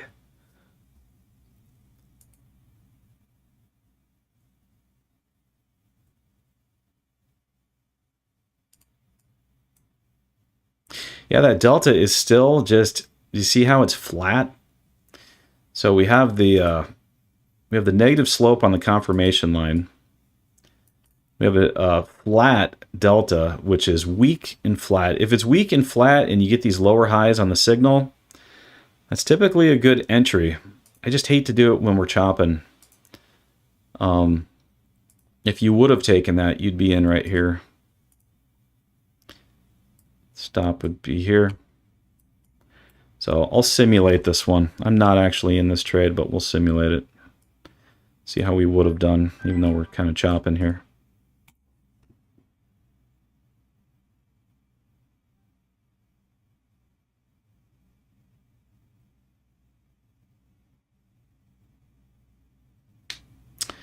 Adam at AI Bitcoin Trend. You are a good trader. Thank you. Yeah. As you can see, if I would have entered there, I probably would get chopped on this one. You can see that thin, spotty delta. It's no good.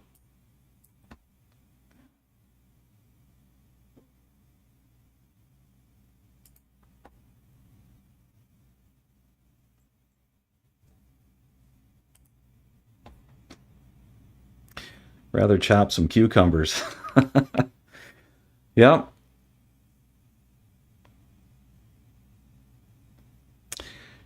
Yeah, it's typically a good time to walk away when you start seeing that. Now, sometimes it has to chop just a little bit before a good move. So, it's like this one right here. How it started to chop, but really, I mean, that was a decent move down. That could have been a profitable trade. So usually I'll still enter on the first sign of chop, but if it starts to get extended like this one over here, or, this one over here, and like this is actually getting pretty extended right now, that's when, you're probably better off just walking away.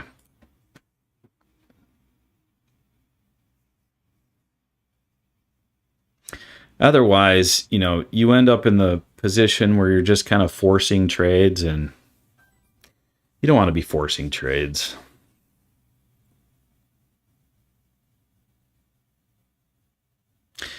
It's actually starting to put in a third lower high here on the signal.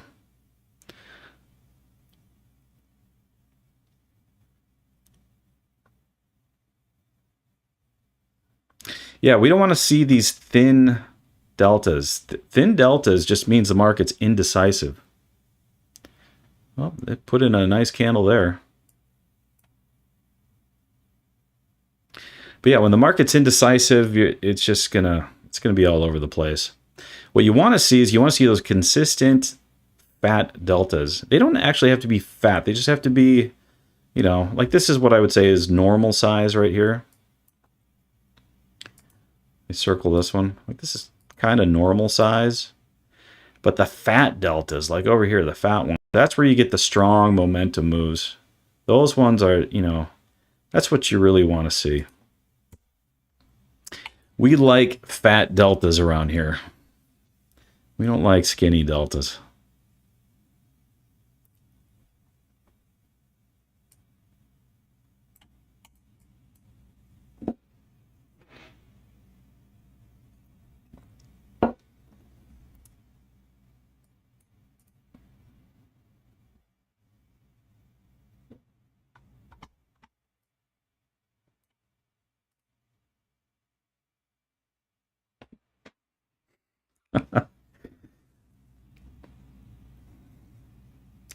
I think we do have to make a AI rap song about the fat deltas. I'm still going to do that today. I know I said that earlier, but I really am. Some of the AI songs can be pretty cool.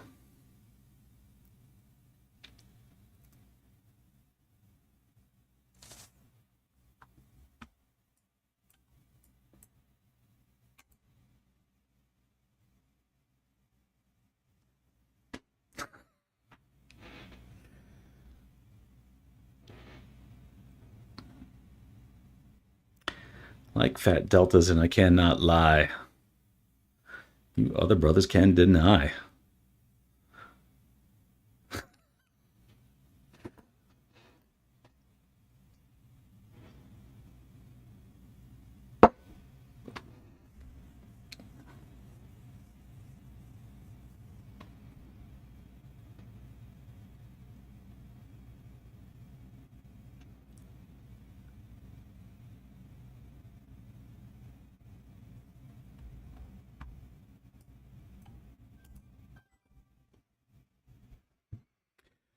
Starting to get that tick up from that lower power zone there. But that delta still isn't cooperating. Still has that negative slope. However, you know that we did just take out some liquidity here. So this could be a turning point back to the upside, potentially. German 30s on previous weekly low.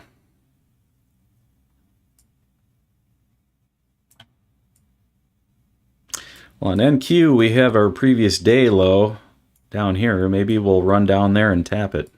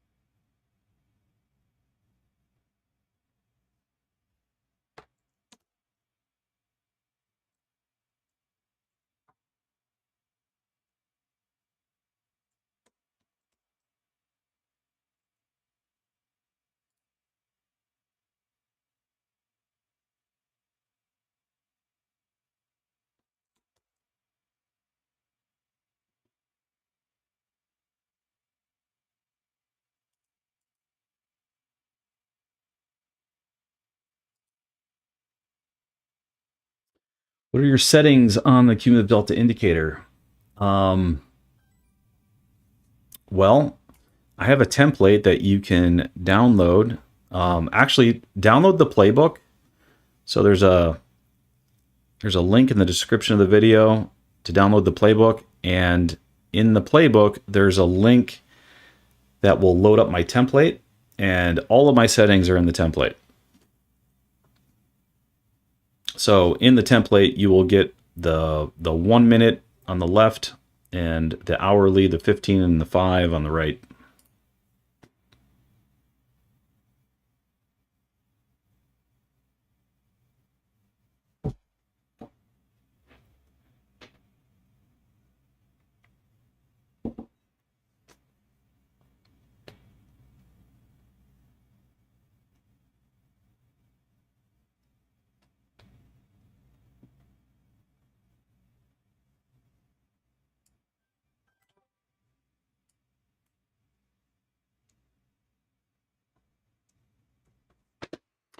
Playbook changed my way of trading. Awesome. Glad to hear it. Have you made it all the way through? I know it's still relatively new, so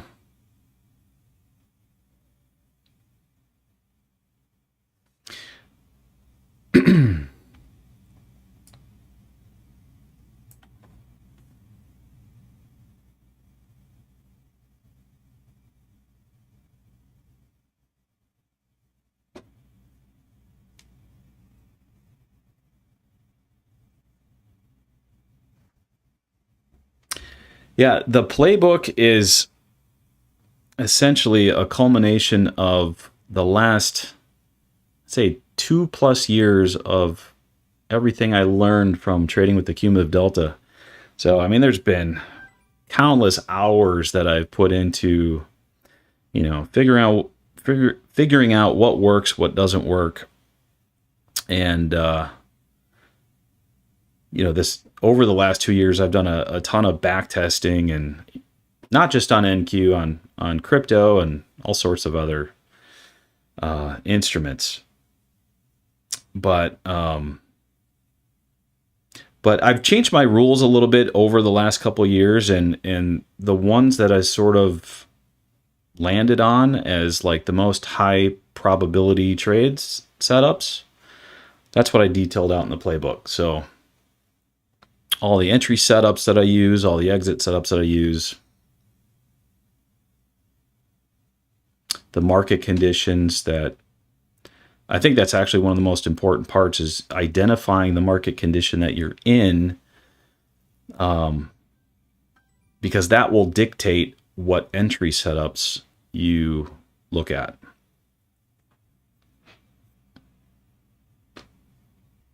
So, for example, like today, we were in more of a ranging market condition. So we were looking for range entries. We just didn't really get any good ones, at least.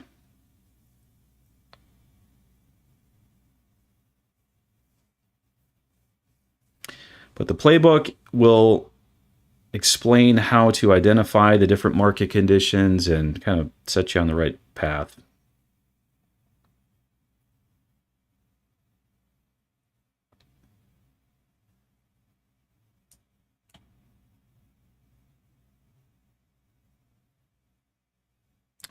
But yeah, this looks like it still wants to head down. The delta is still has that negative slope. It's not thinning out very much.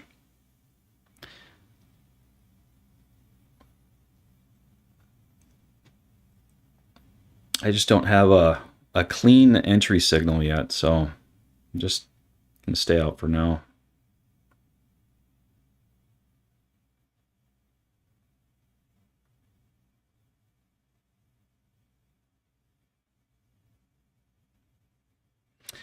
Another thing we have to keep in mind is it is getting to be lunchtime in New York. So we have like 13 minutes until it's noon in New York. So sometimes lunchtime can be good. If it's been chopping in the morning, sometimes lunch can be good. So we'll see what happens.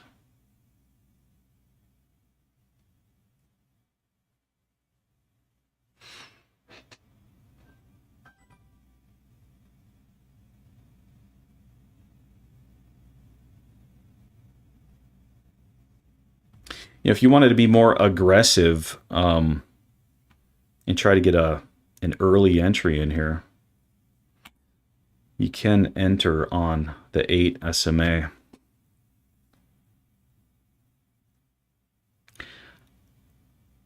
It's already hit the 8 a few times.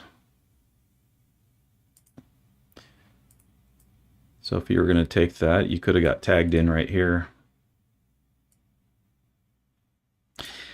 And when I enter on the 8, what I typically do is I'll wait for, so like here you get a little bit of a tick down signal there. And so after the tick down, that's when I would put my entry on the 8. And so it would have wicked me in there. But if it closes above the 8, then I'll typically exit the trade at that point. I'll exit early. Now in this case, that actually would have played out pretty well. I'm just trying to be a little bit more conservative right now.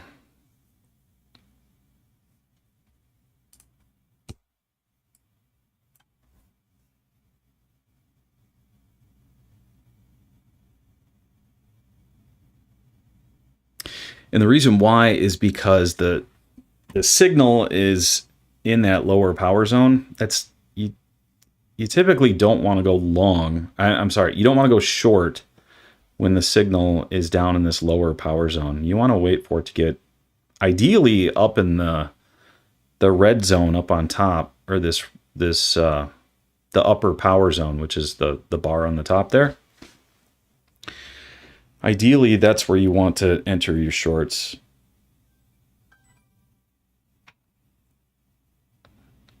And sometimes you'll miss some bigger moves by bypassing these, but overall, it's really dangerous to go short down there because that's where it likes to turn.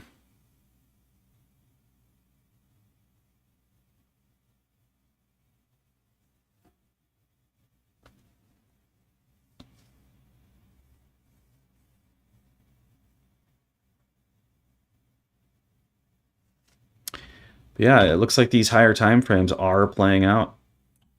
The hourly, you can see it is starting to get a little bit of downward strength to it. That delta candle is getting a little thicker there. I know you guys could probably barely see that on your screen, but it does look like it's starting to get a little thicker there. The 15 is getting a little bit of follow through. Okay, see now this big green candle's turning here. And that's why it's dangerous to go short down there in that lower power zone. If anything, this is getting close to a long entry here.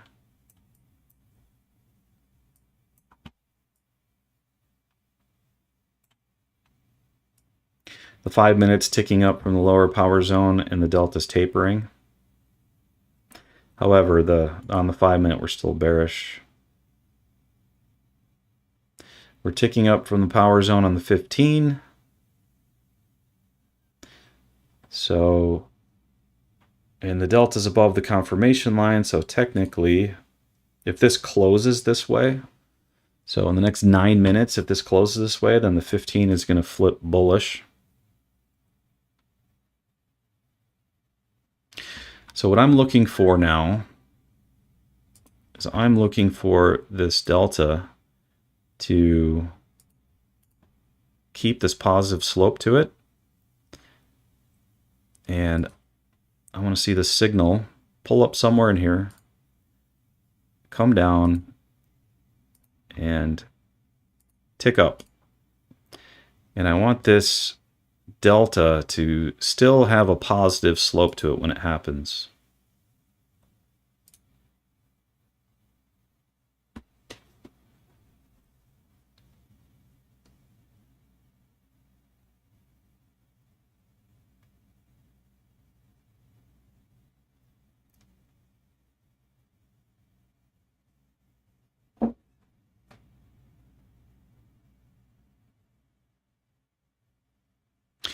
Now, sometimes it doesn't give you that. Sometimes it'll just make a big run right from the start. When the signal comes all the way down, touches the extreme point here on that lower power zone, and sometimes it'll just make a V-bottom run.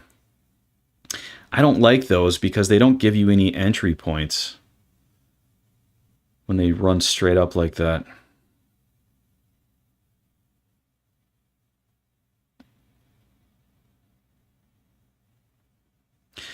Okay, so now we are crossing the confirmation line on the bottom. So shorts for me are now out of the question. Now I'm just waiting for a long setup.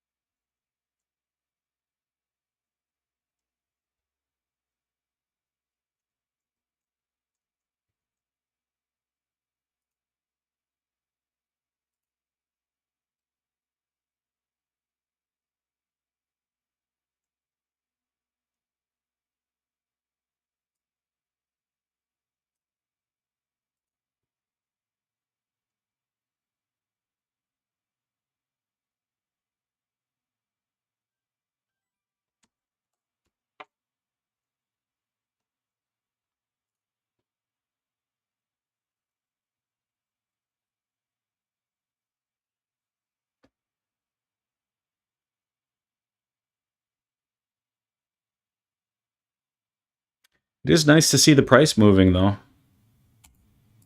That's what we want to see. We don't like that chopping sideways nastiness.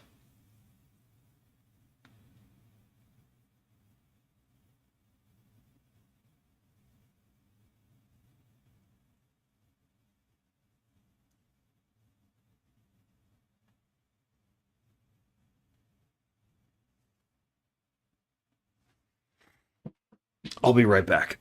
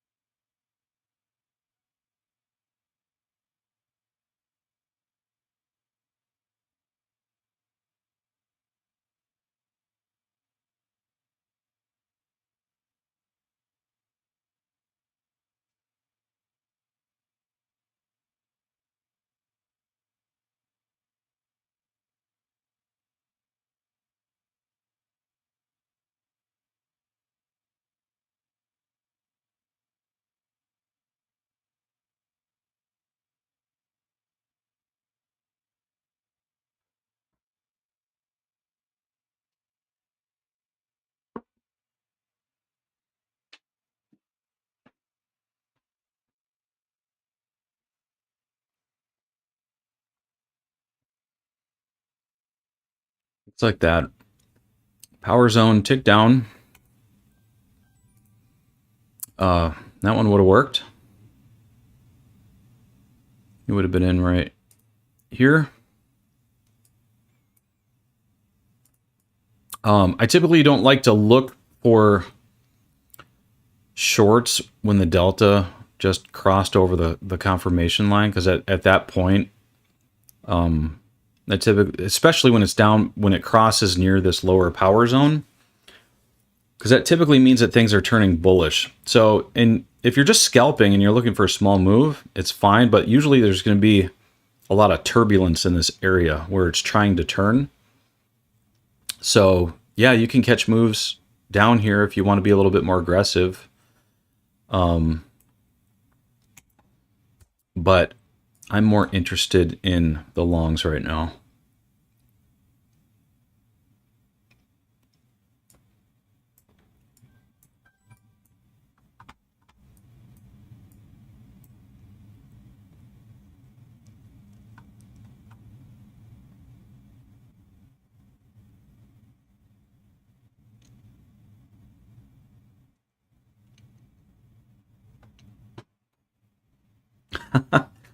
We miss Teamaker, come back.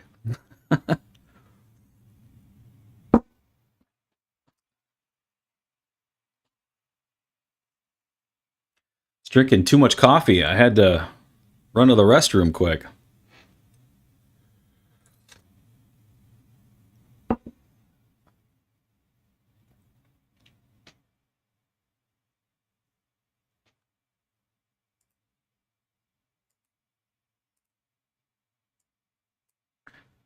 See if price can stay above this.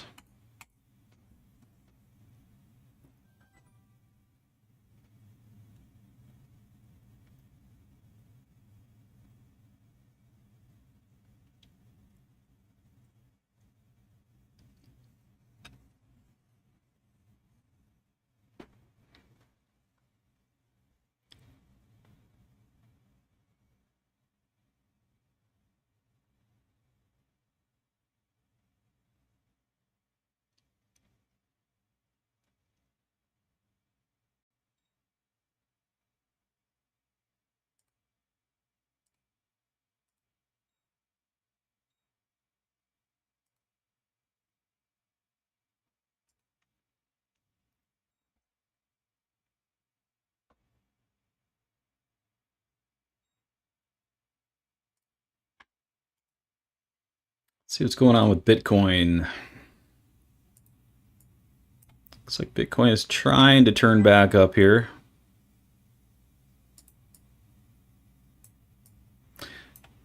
For those that weren't on earlier, I was pointing out this trade.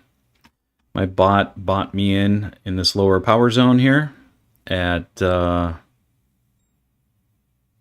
like, what was that, about 76K, somewhere in there. And it took me out at almost 88K, 87,753. And it took me out when the delta crossed under the confirmation line, and we got that red triangle. That is a delta squeeze setup. So I exited, and I'm getting ready to buy back in if it ticks up near this power zone here. So we'll see how that goes.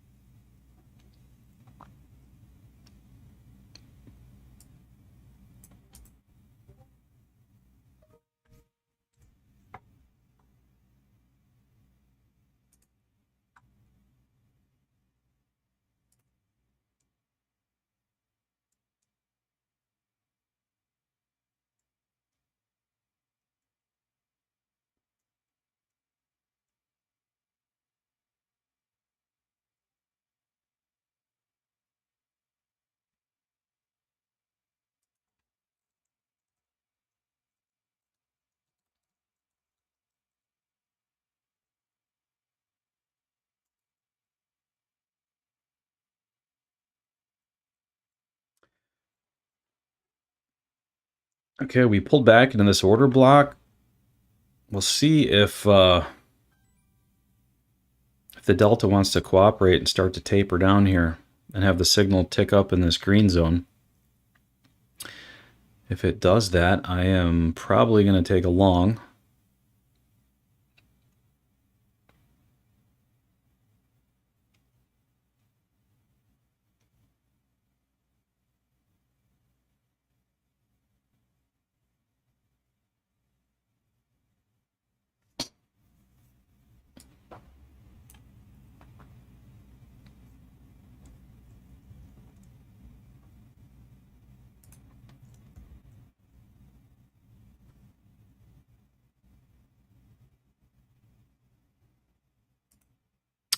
Ideally, I don't want to see it take out this swing low here. We want to stay above that.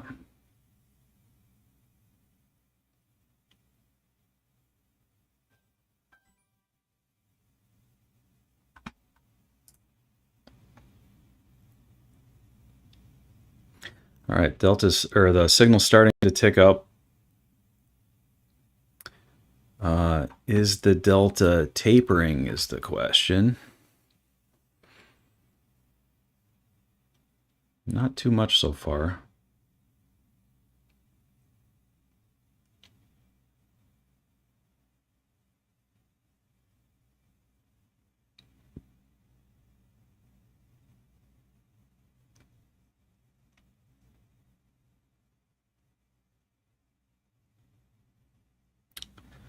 All right, now we're starting to get this tick up.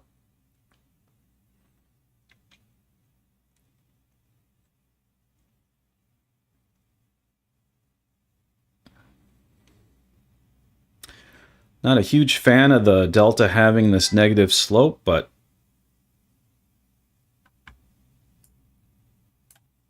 all right, looks like we're tapering now. That's what I want to see.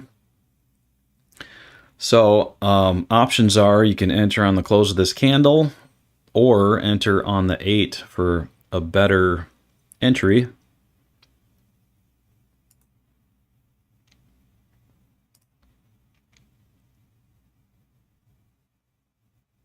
I'm going to go ahead with the 8. The problem with entering on the 8 is that sometimes you miss entries, but you do get a better entry. So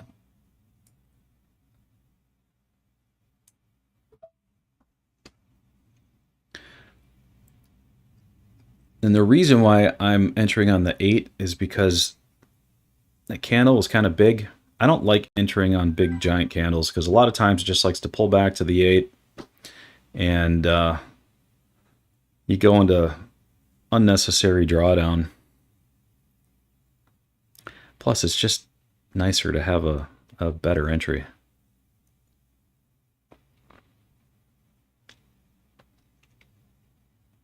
But like I said, we might miss this one. That's the trade-off. There's always a trade-off with trading, right? It's a balancing act.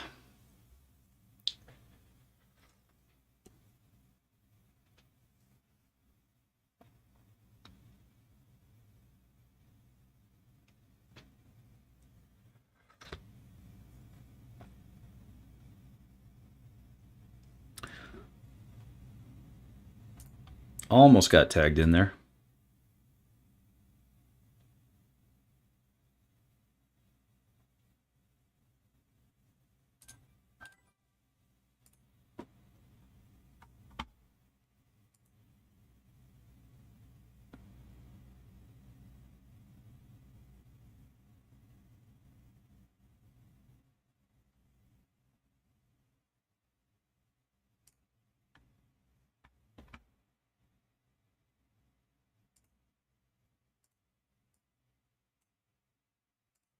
So close.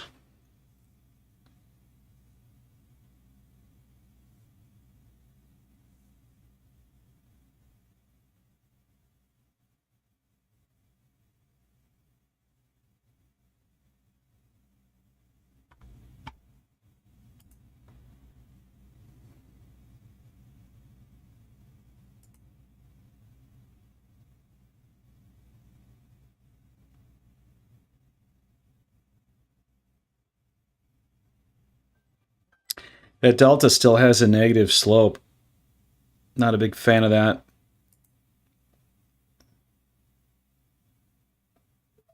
We did just get tagged in though, so we'll see what happens here.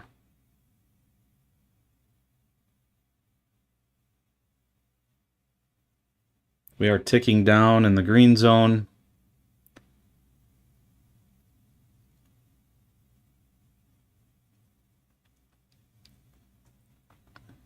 I'm still in. I'm actually in at 57.50, so let me update this.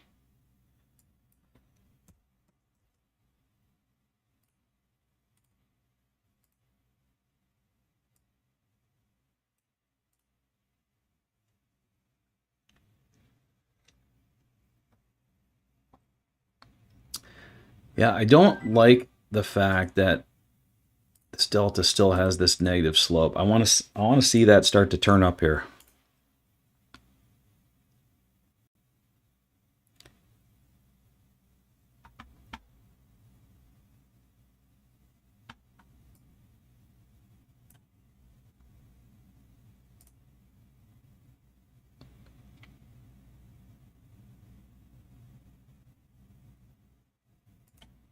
All right, I'm out.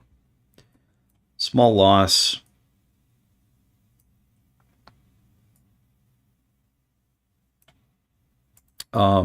Reason why I got out is because that delta was gaining more momentum to the downside. We still have that negative slope. It wasn't turning up like I expected, and it ticked down while we were underwater, and I like to keep my losses small. So if it sets up again, I'll jump back in. But as for now, I lost 2.25 points.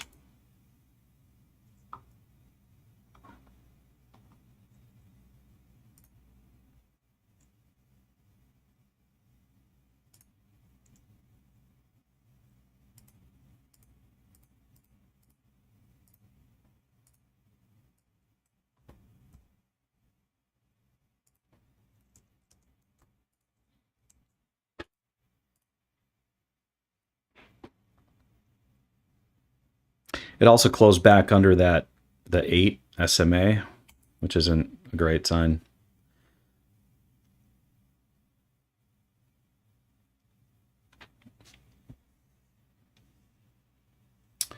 My hands are sweating when I trade.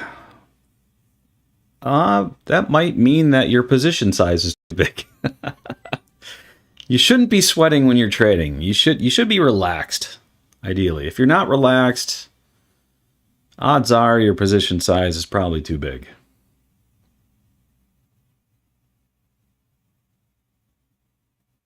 You should do live with Mr. Z once a month. Do you mean like what we're doing right now? Or do you mean something different? I would say twice a week, please. Don't mind paying extra on top of ZVIP. That was NAS 100, correct? I'm trading NQ. Did somebody else say something about NAS 100? Is that the same? I think it's similar, but it's not the same thing. NQ's futures. The NAS 100, I think that's just the NASDAQ 100, I think.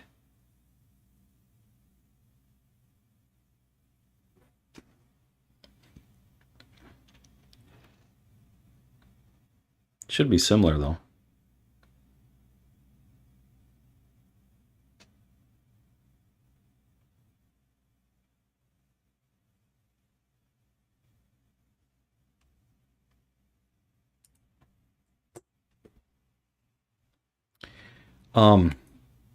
Another good reason for getting out of that trade is that all of these higher time frames are still in full bear mode. And if you look at the 5, we tick down underneath this falling delta that looks like it's actually gaining some strength. So those might actually play out for a bigger move there.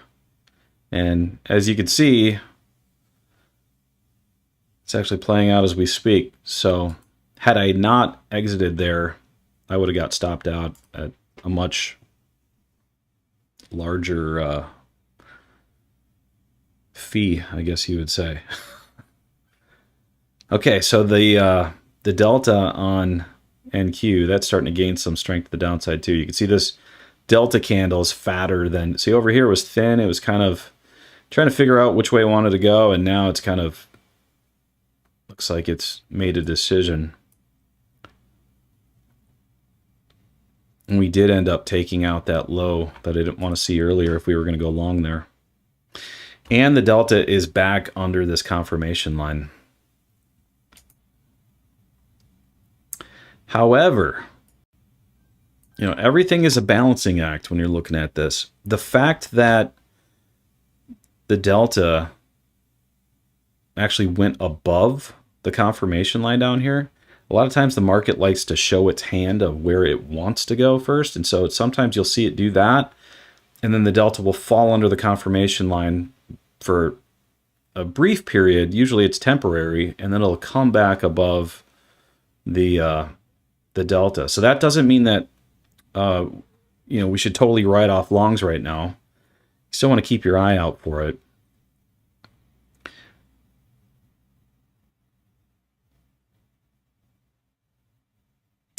It looks like the delta is negative, and we should look for peaks in the signal line. Yep, the delta definitely is negative. So if the signal pulls up into the red zone and ticks down and that delta is still negative, that is a short.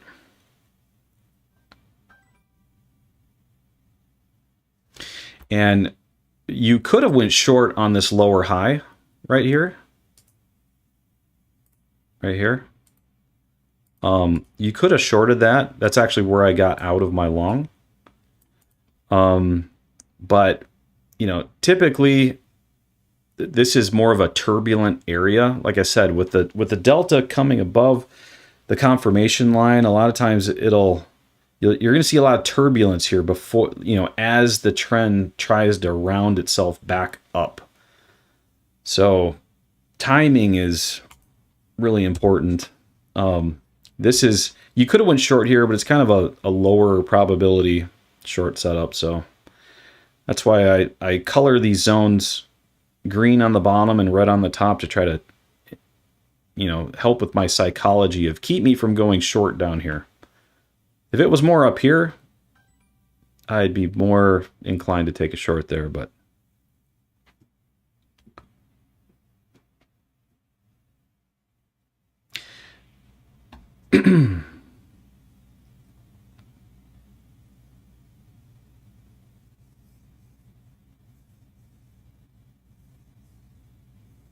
we are ticking up from that lower power zone.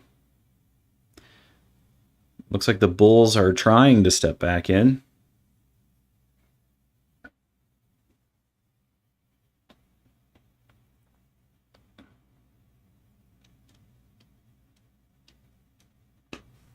Also got to keep in mind it's still lunch hour in New York, so this might just want to go sideways.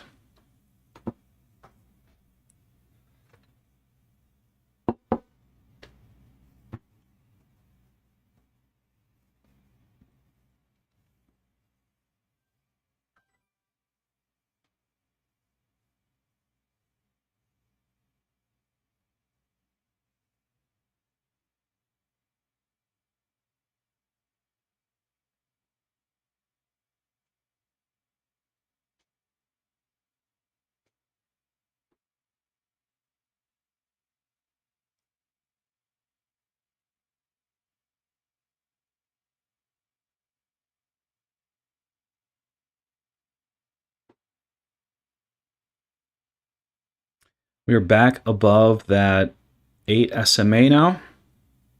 So do you see what I mean? How the market started to show its hand by saying that it wanted to start going up there. Well, we'll see if it actually plays out, but a lot of times it'll do that first, come back onto the confirmation line. A lot of times it takes just a little bit longer to put the brakes on. And so, like I said, like long still might be the play here. It's getting the timing right.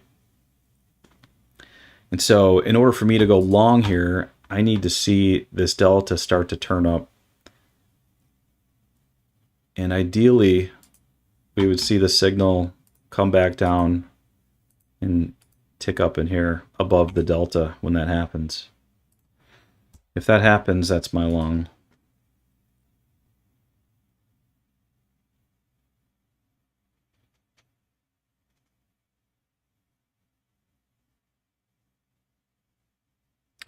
This lunch talk's making me want a sandwich. I know.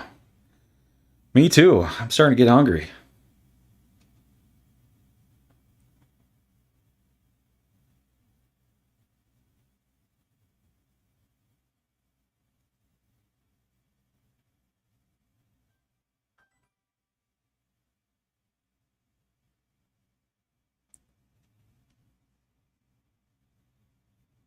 See, the bears, they're trying to push it down, but the delta is, do you see how it's still really thin? At least it is right now. It might change here. But the bears are, they're just not able to push it down. Not yet, anyways. Maybe they will.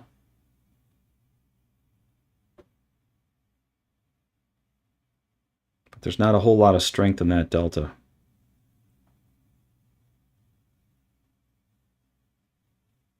We did just put in another lower high on the signal line. So that is in favor of the bears. But remember, we want to see that signal line tick down first and then tick up with the delta starting to turn up.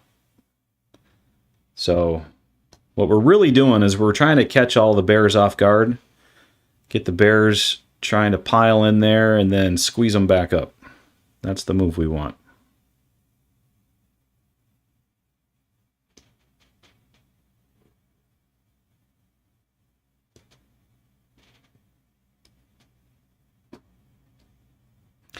I need a Tesla bot to go make me lunch.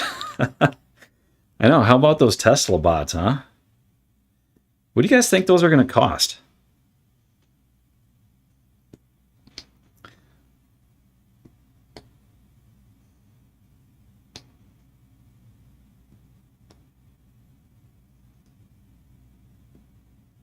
I think Elon said under 30K. Isn't that what he said? I don't know how accurate his price predictions usually are, but under 25K?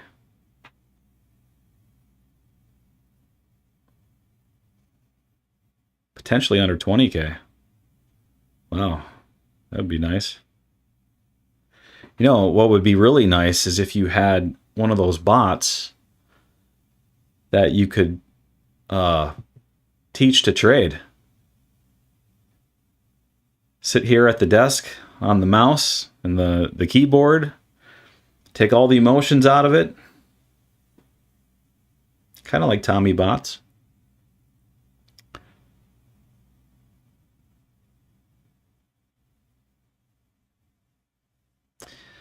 Yeah, she's still grinding down.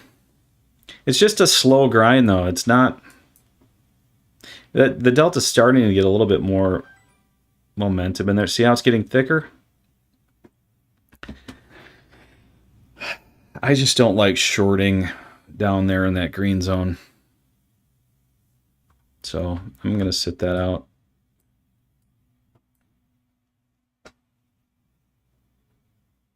You definitely could, absolutely. Yeah, I wonder what that would look like. If you had a Tesla bot that you trained to follow a set of trading rules.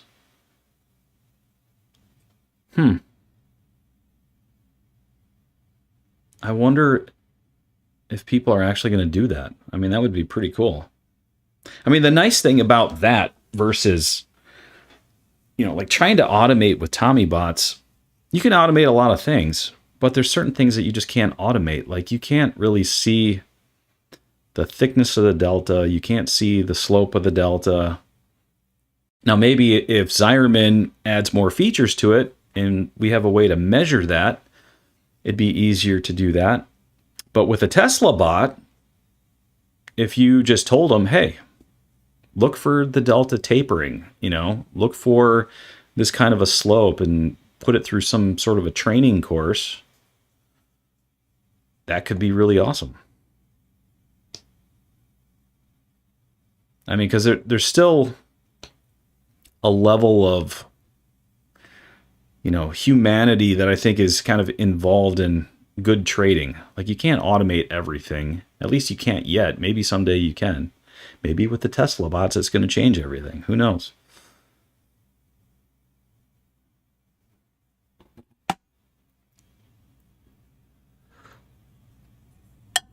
But for 20K, if you could do that, I'd be game. I'd buy one. For sure. And then I'd buy another one to work 24/7 for me.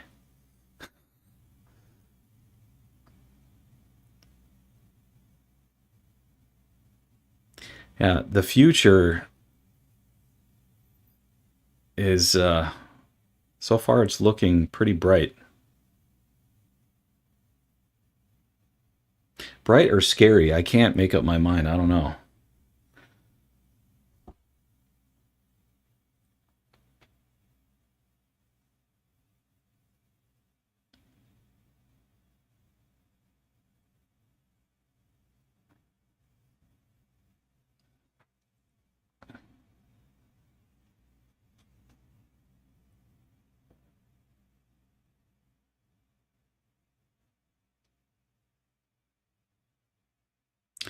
Well, this slow grind downward, wondering if we need to change our market condition thinking here. I mean, if you just look at all this, this is really nasty. It's really just a choppy grind. But the longer it stays down here in this power zone, the more we have to start thinking about changing our mindset over to a sustained downtrend market condition, which is all detailed in the playbook as well. But that will change what we're looking for as far as entry setups.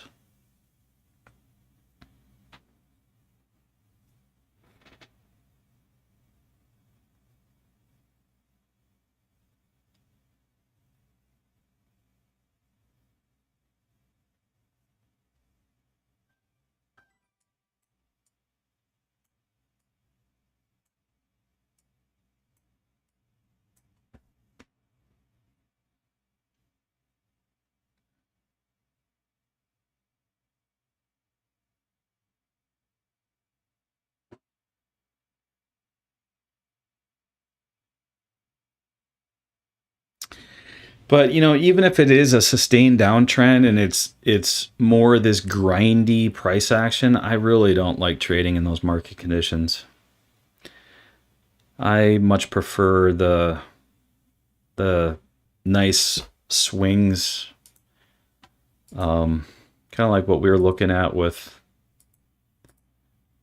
gold earlier. See what gold's looking like right now. Okay, so see, gold was consolidating here, finally broke out of the consolidation, had a nice move down.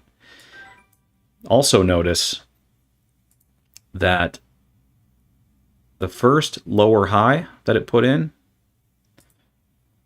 look at how beautiful of an entry that is. And if you take that down to the delta cross in the lower power zone, which is right here,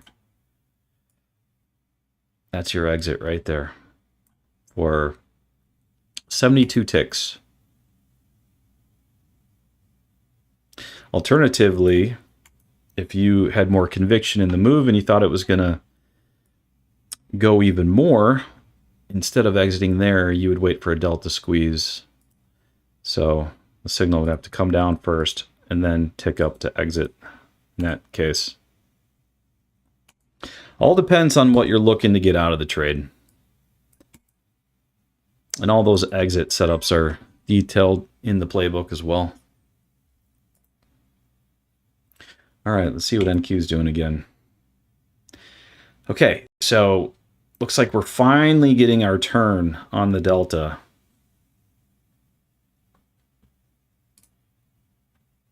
This is the turn we were waiting for. So see, it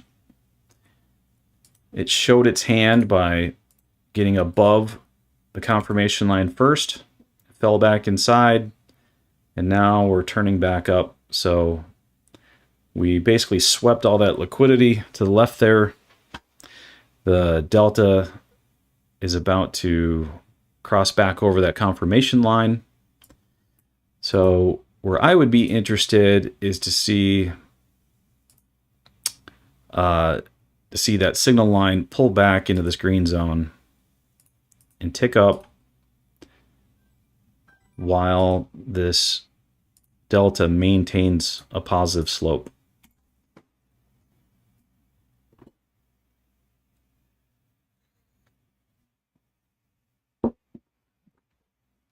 All right, Z. Thanks for stopping in. Yeah, we should do this more.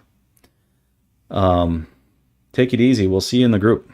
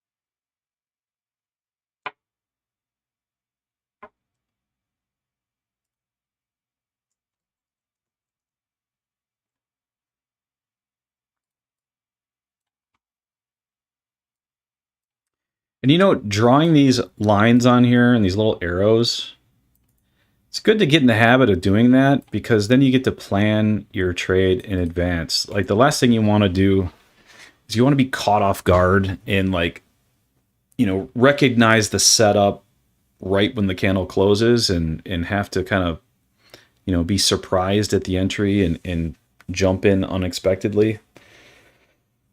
Because usually that just leads to bad things. So if you can plan it out ahead of time, you always want to anticipate what could potentially happen and weigh out the probabilities in your mind before it actually happens.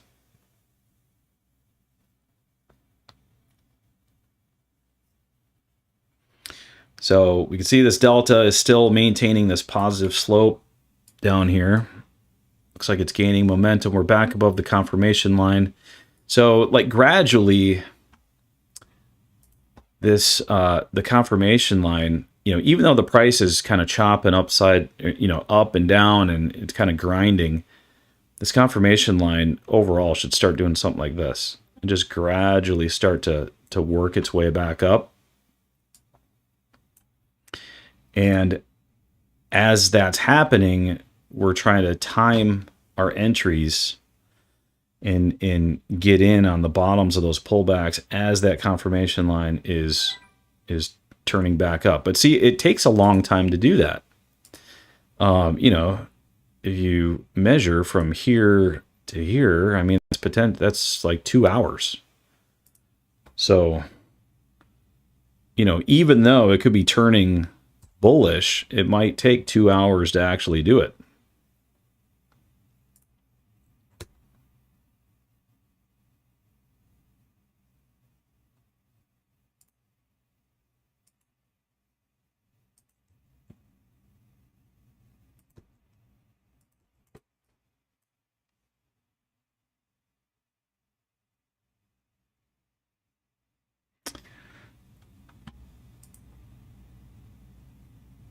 Starting to get a tick down from that upper power zone. So you can short that as long as the delta is tapering or turning negative. But that, in my mind, would be more of a scalp, and it's actually kind of risky. Anytime that the delta just crossed above that confirmation line, shorting right there is going to be kind of risky. This is always an area of turbulence when it's trying to turn. So even if you get like an engulfing candle down, you can have an engulfing candle back to the upside and take you out easily. And on my other machine here, I can see that we're back above the 50 now, which is also a sign that things want to start turning positive.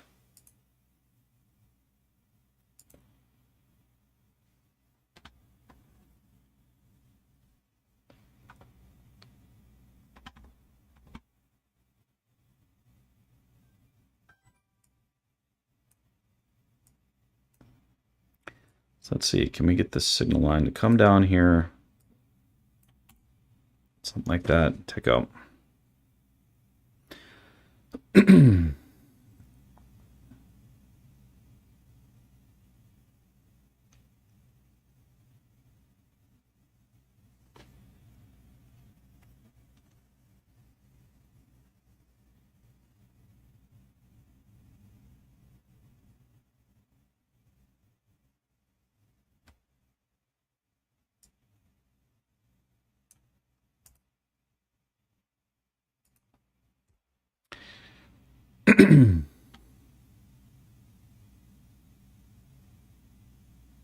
See how this delta is ramping up really nice, starting to gain some strength.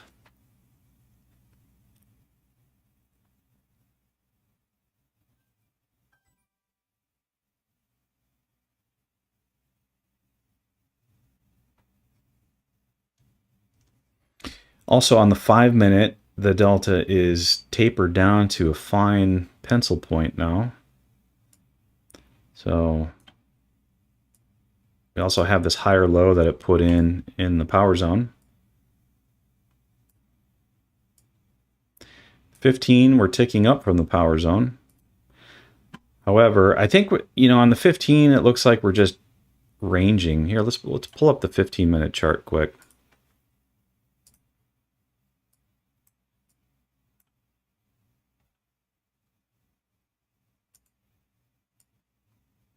Yeah, see that? It's pretty ugly. But when you're ranging, see the confirmation line is very close to the midline. So when it's doing that, your power zones are where the trades are. So let's just pretend we were trading the power zone here. Would be your long. Your short would be, or you'd exit right here. And then that would be your short. And we just ticked up from the power zone there. And then you'd be flipping long again right here. So on the 15-minute, there'd be 54 points, 60 points, and then whatever this one turns out to be.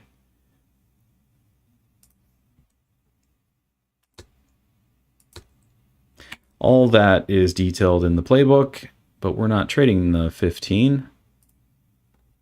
We're trading the 1. So, but because the 15 is ticked up and we know that the 15 is ranging, it makes sense for us to start going long here.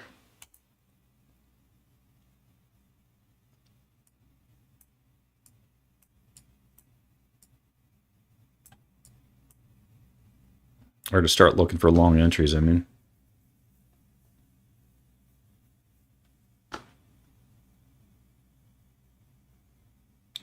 Getting a lower high from the power zone. So that is a short scalping setup if you wanted to short that.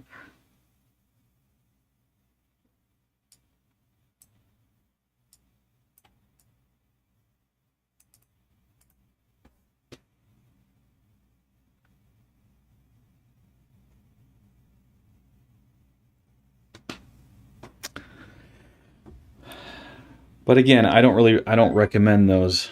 Not when the delta just crossed above the confirmation line. You're better off just waiting for the long setup.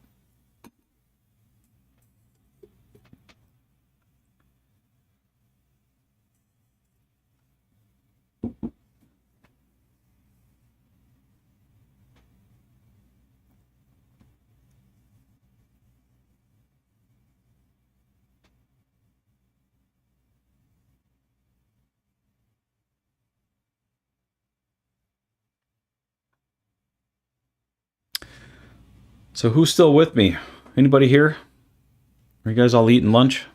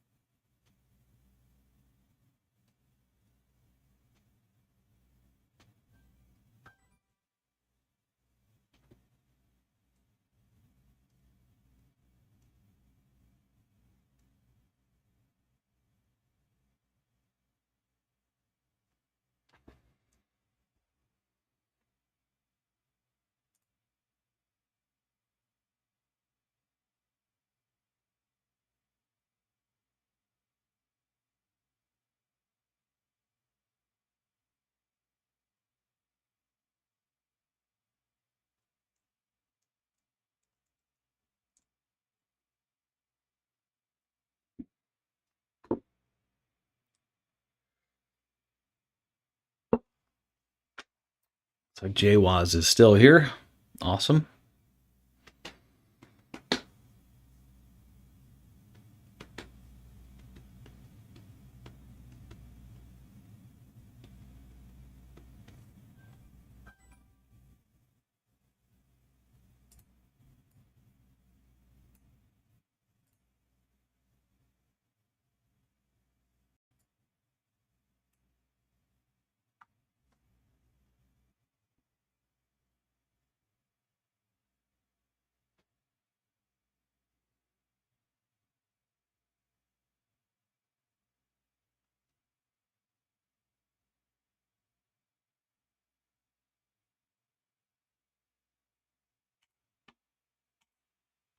So if you would have taken this lower high from the power zone, you could have taken it there, or you could have taken it on the 8 for a better entry. Now it's almost the same exact entry.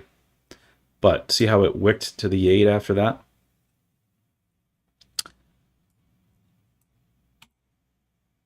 We could pretend that we took that move and see how it plays out here. But I would definitely scalp it if you were going to do this one. This is also something to keep in mind. We have somewhat of a flagpole here. And we have our flag consolidation. with our 45-degree downward slope.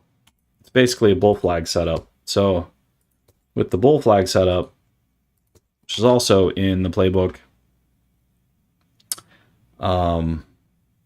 we'd be waiting for a tick up into that flag to go long.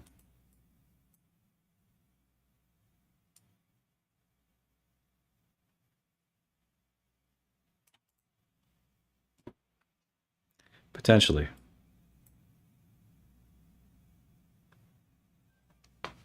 If it plays out. We'll see if it plays out.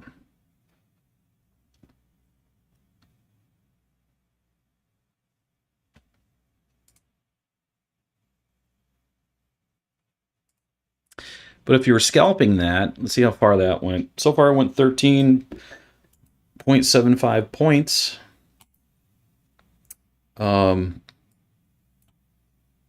So if you're looking for 10 points on that, you would have got it.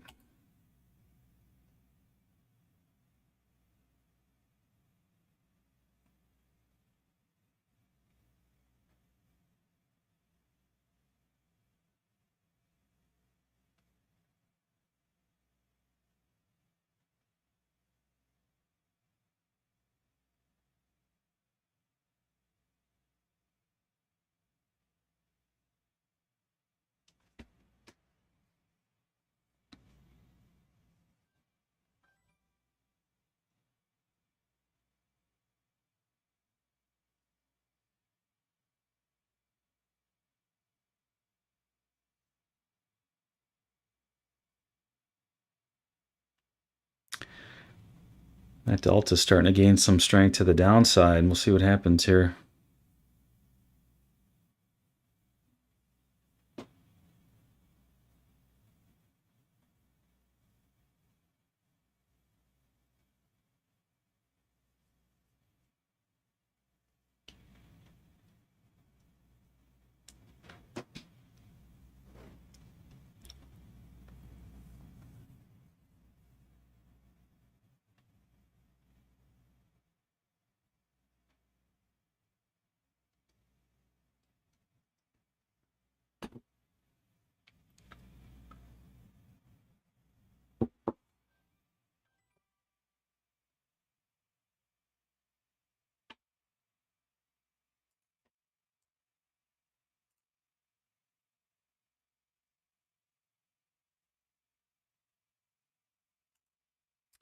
Yeah, that lower high up top, that would have been a good trade.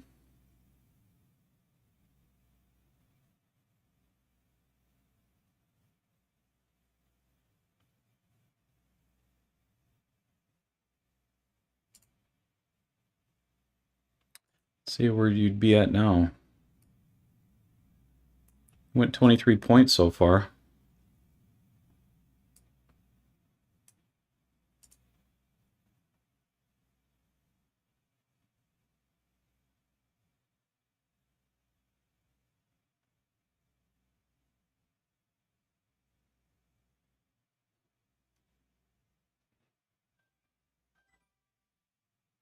I think that bull flag setup is, that one is null and void now.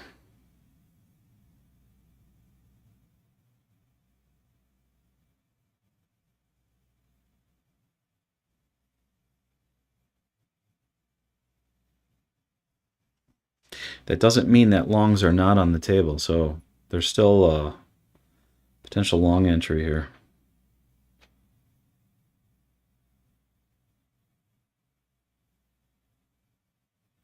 Signal line is back down in the lower power zone. That's ideally where you want it. But you want that delta to stay above that confirmation line. We want to see it start to taper.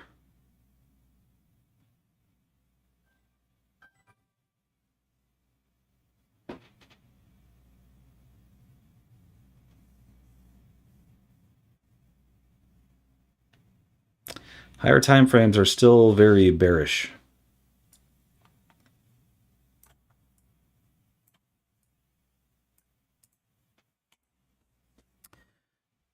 Yeah, it looks like it's going to dive back down. We just took out that low again. So yeah, that upper power zone trade would have been really nice. So far it went over 30 points.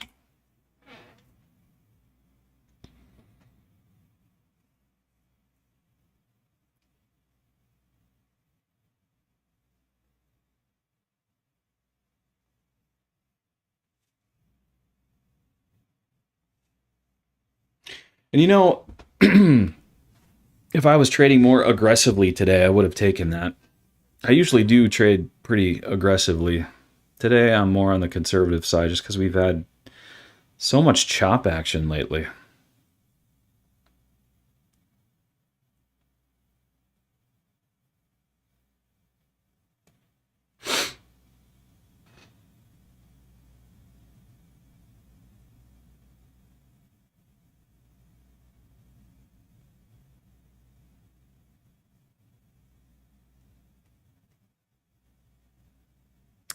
Delta's going back under that confirmation line again.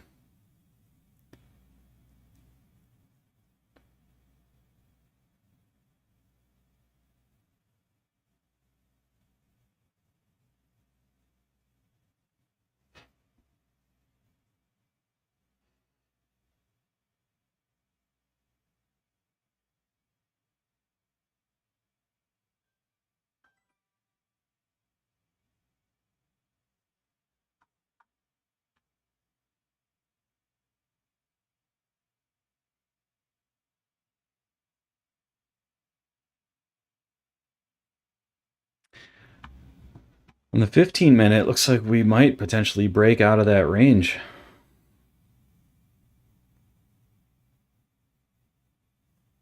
To the downside. If it can close this way, but it's got 12 minutes until that candle closes, so so we can't really look at that too seriously yet. Here is our tick up from the lower power zone. Delta is tapering nicely.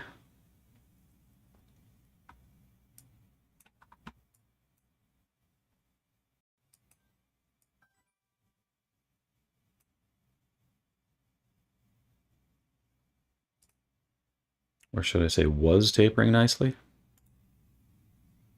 This is why I wait for candle closes.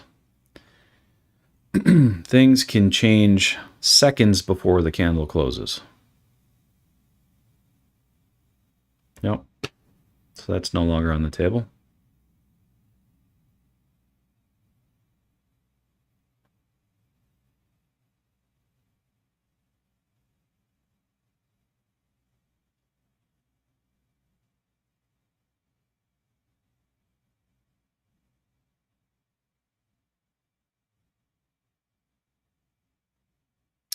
That 5-minute is still pretty bearish with that delta heading down. We got that tick down right there on the delta.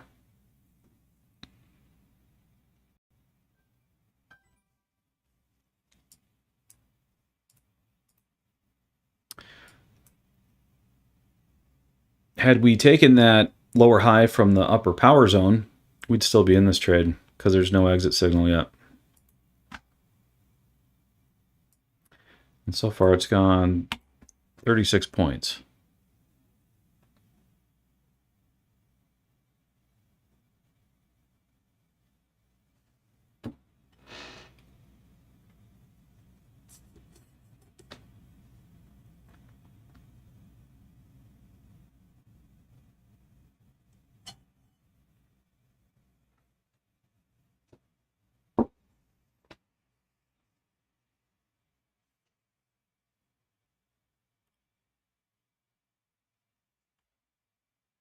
Now there was a tick up there, but it was like just barely. You can't even see it.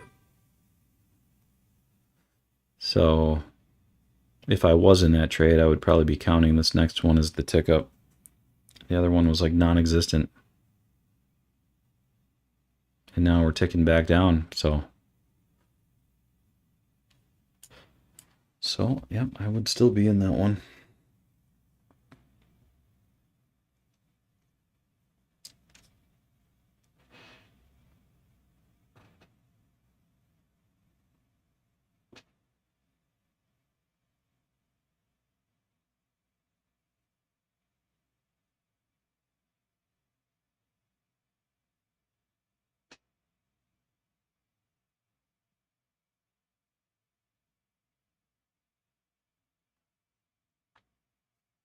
Starting to print a higher low on the signal. That delta is not cooperating much though. It is still pushing down.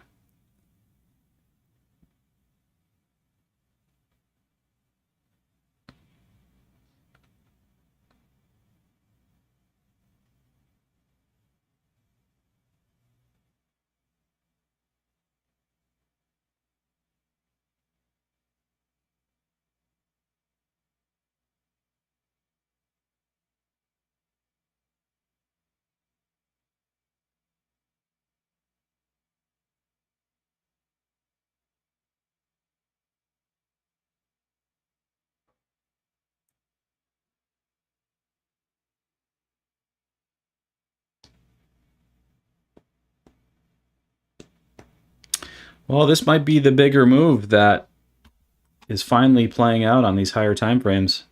See, those deltas are getting stronger. Yeah, I think we're making a run for a previous day low, which is also this pivot line here, that orange pivot line.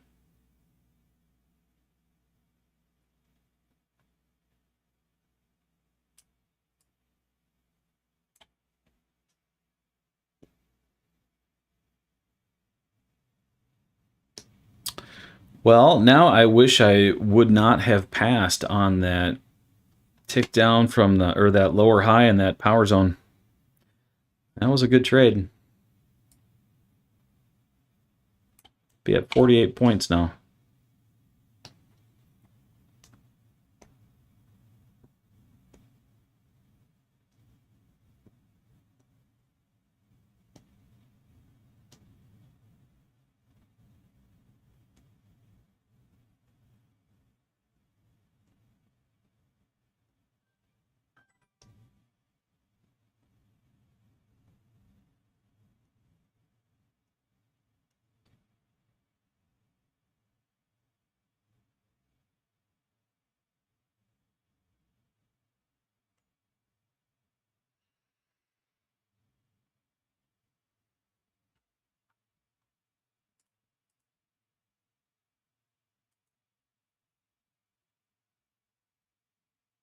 So Zeiierman said he was going to send out an email with something,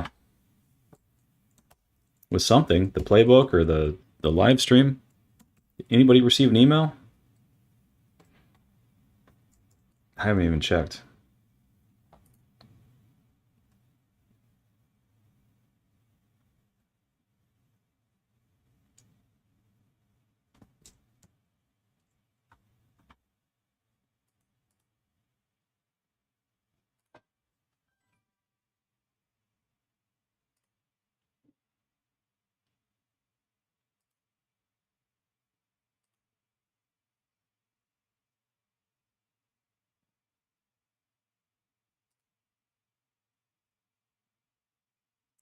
Maybe he meant he was going to send it out later.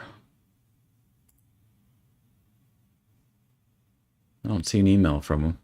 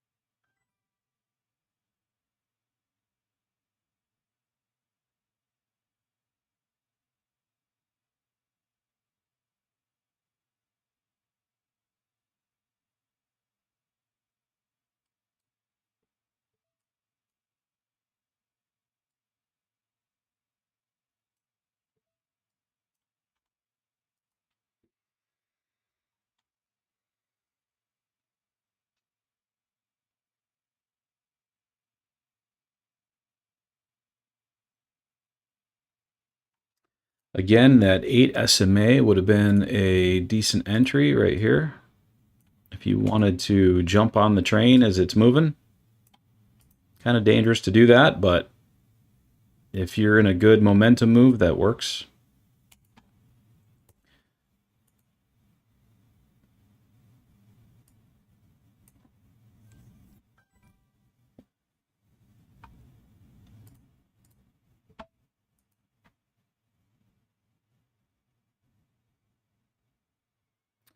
Yep, it's making a run for that previous day low. And it just smashed it. Such a good trade that would have been.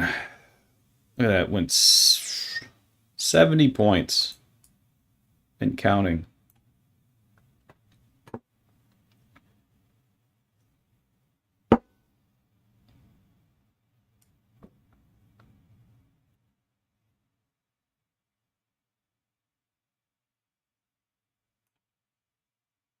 Yeah, that 8 SMA entry would have been really nice too.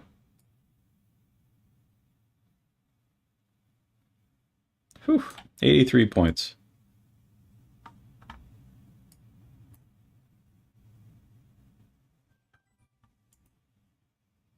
Yeah, the bigger move was these higher time frames lined up.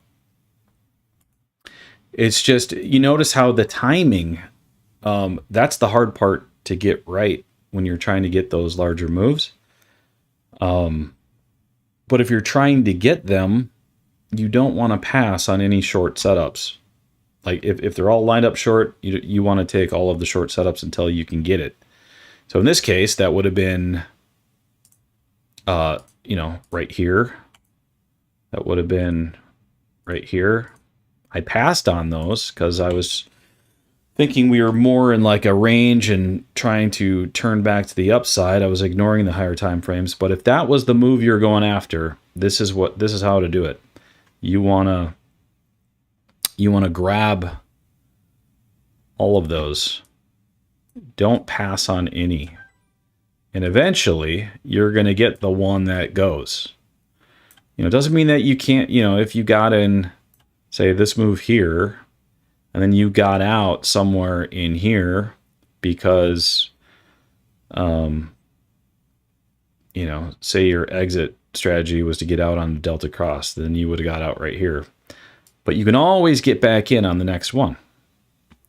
So that was, I guess, more my fault for not paying attention to that and missing that. But look how beautiful those moves are when everything lines up on the higher time frames. This one would have been 94 points already. And when they go, they go.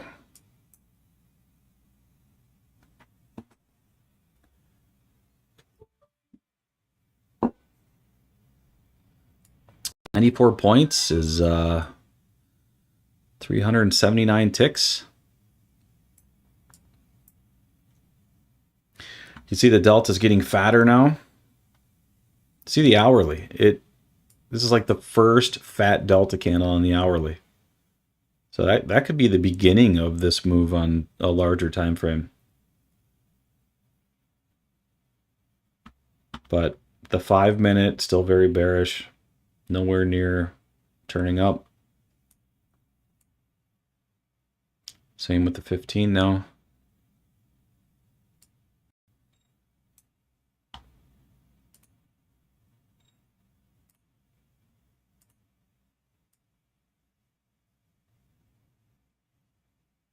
$413 ticks now on that one.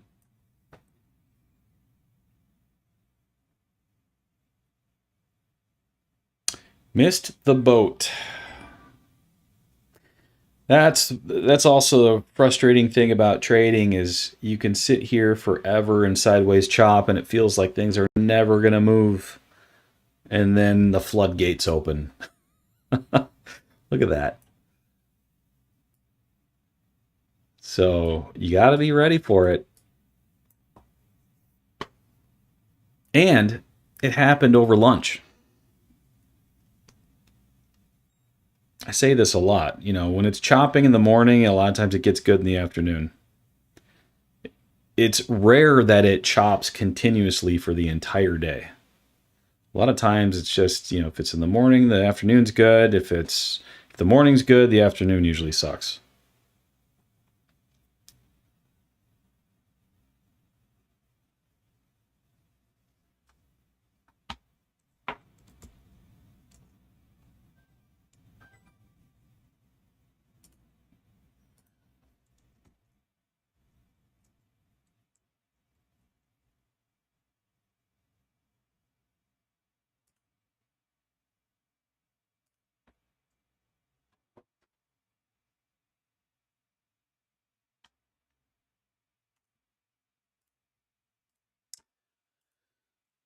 Is Bitcoin holding on here? Looks like it so far.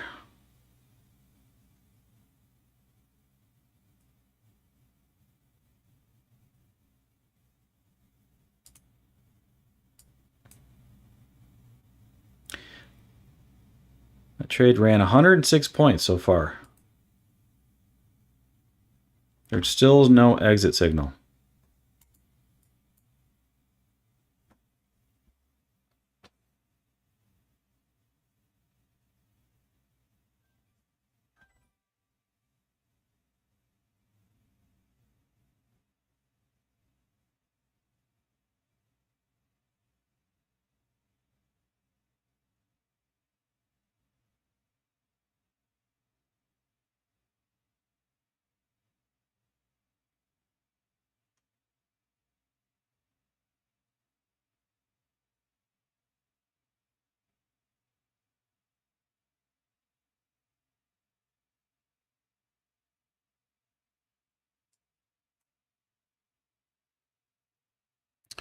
All right, if your exit strategy was the Delta cross,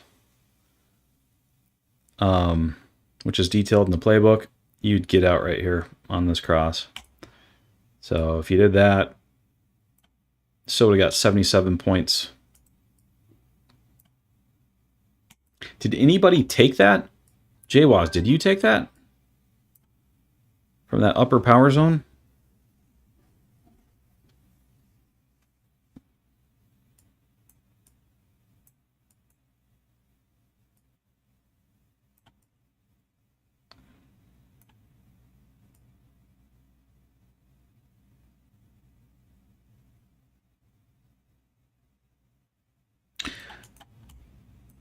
That is just one exit strategy, though. You can also wait for the delta squeeze. So wait for the signal to come down and then tick up above the delta with a positive sloping delta, like so.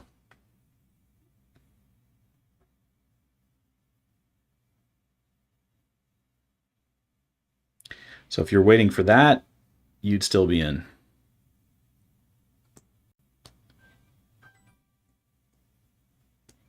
And that's actually probably a better exit strategy when you have all of the higher time frames lined up the way they are. If they are all super bearish, it's better to wait for the delta squeeze.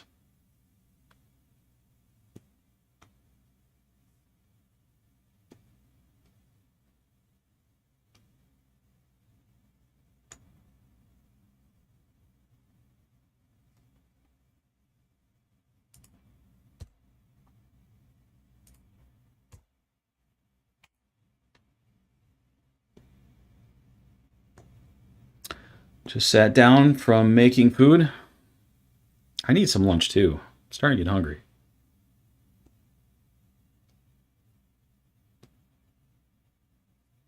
Yeah, I don't know if you missed this, but this trade so far would have went 425 ticks, 106 points.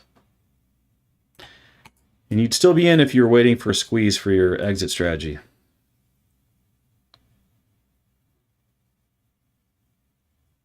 Yeah, you missed a move. This was the move. I was pointing out earlier how I passed on this because I thought that we were more ranging and we were going to start heading up again. And I overlooked the fact that all of the higher time frames were lined up for that downward move. And I was pointing out how if you're trying to get that bigger move, you can't pass these up. You got to take every one of these because you don't know which one's going to be the one where the floodgates open. In this case, it was this one. That was the one where the floodgates open.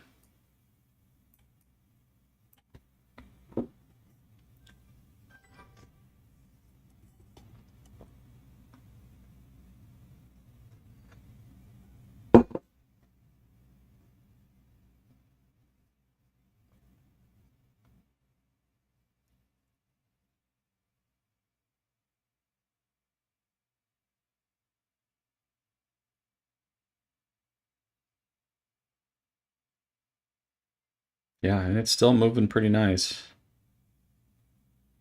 I want to jump on, but after it's moved as much as it has, it'd be kind of dangerous to jump in here.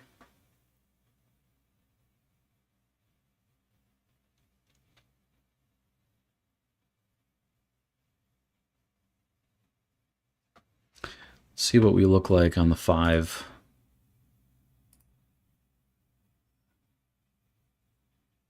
Yeah, see that there's just that nasty, grindy downward action, and then boom. That was it.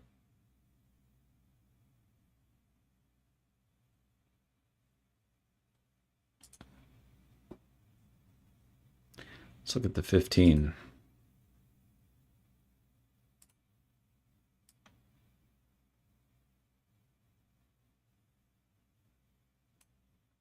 Yeah, see, we were ranging on the 15, and then we broke out of the range.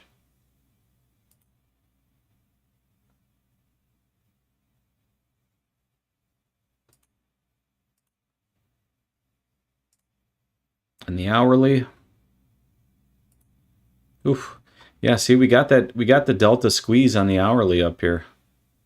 It's right here. The delta crossed under the confirmation line in the power zone. Then we tick down up here in the red zone with the falling delta. That could be a significant downward move until the opposite happens down here. We also have, looks like some head and shoulders looking action over here.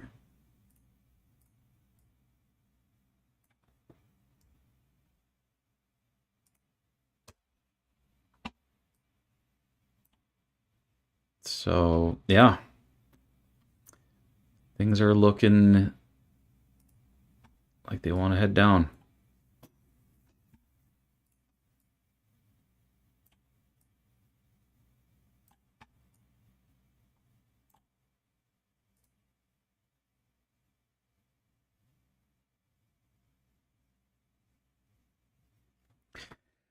So at this point,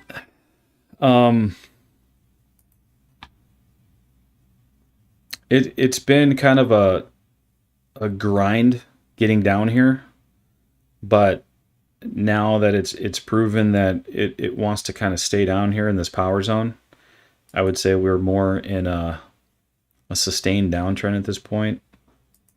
So longs are going to be somewhat risky. So to be on the safe side, I'd probably just continue looking for short setups. If you want to trade more aggressively, you can still take the longs and scalp them.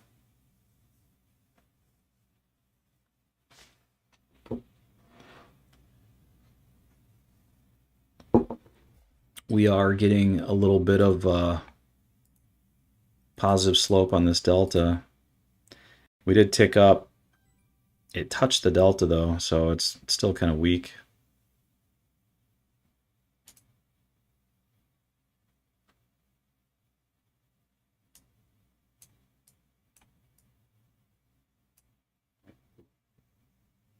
However, if I was in this trade over here and I was looking for a delta squeeze for my exit, that would be my exit right there. So you would have been out on this green triangle, and it would have been 79.75 points.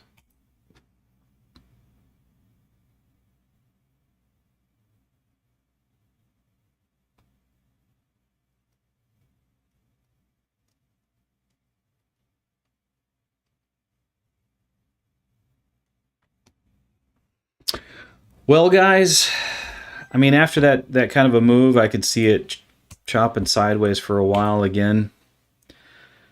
I think I'm probably just going to go ahead and end the stream and go get some lunch.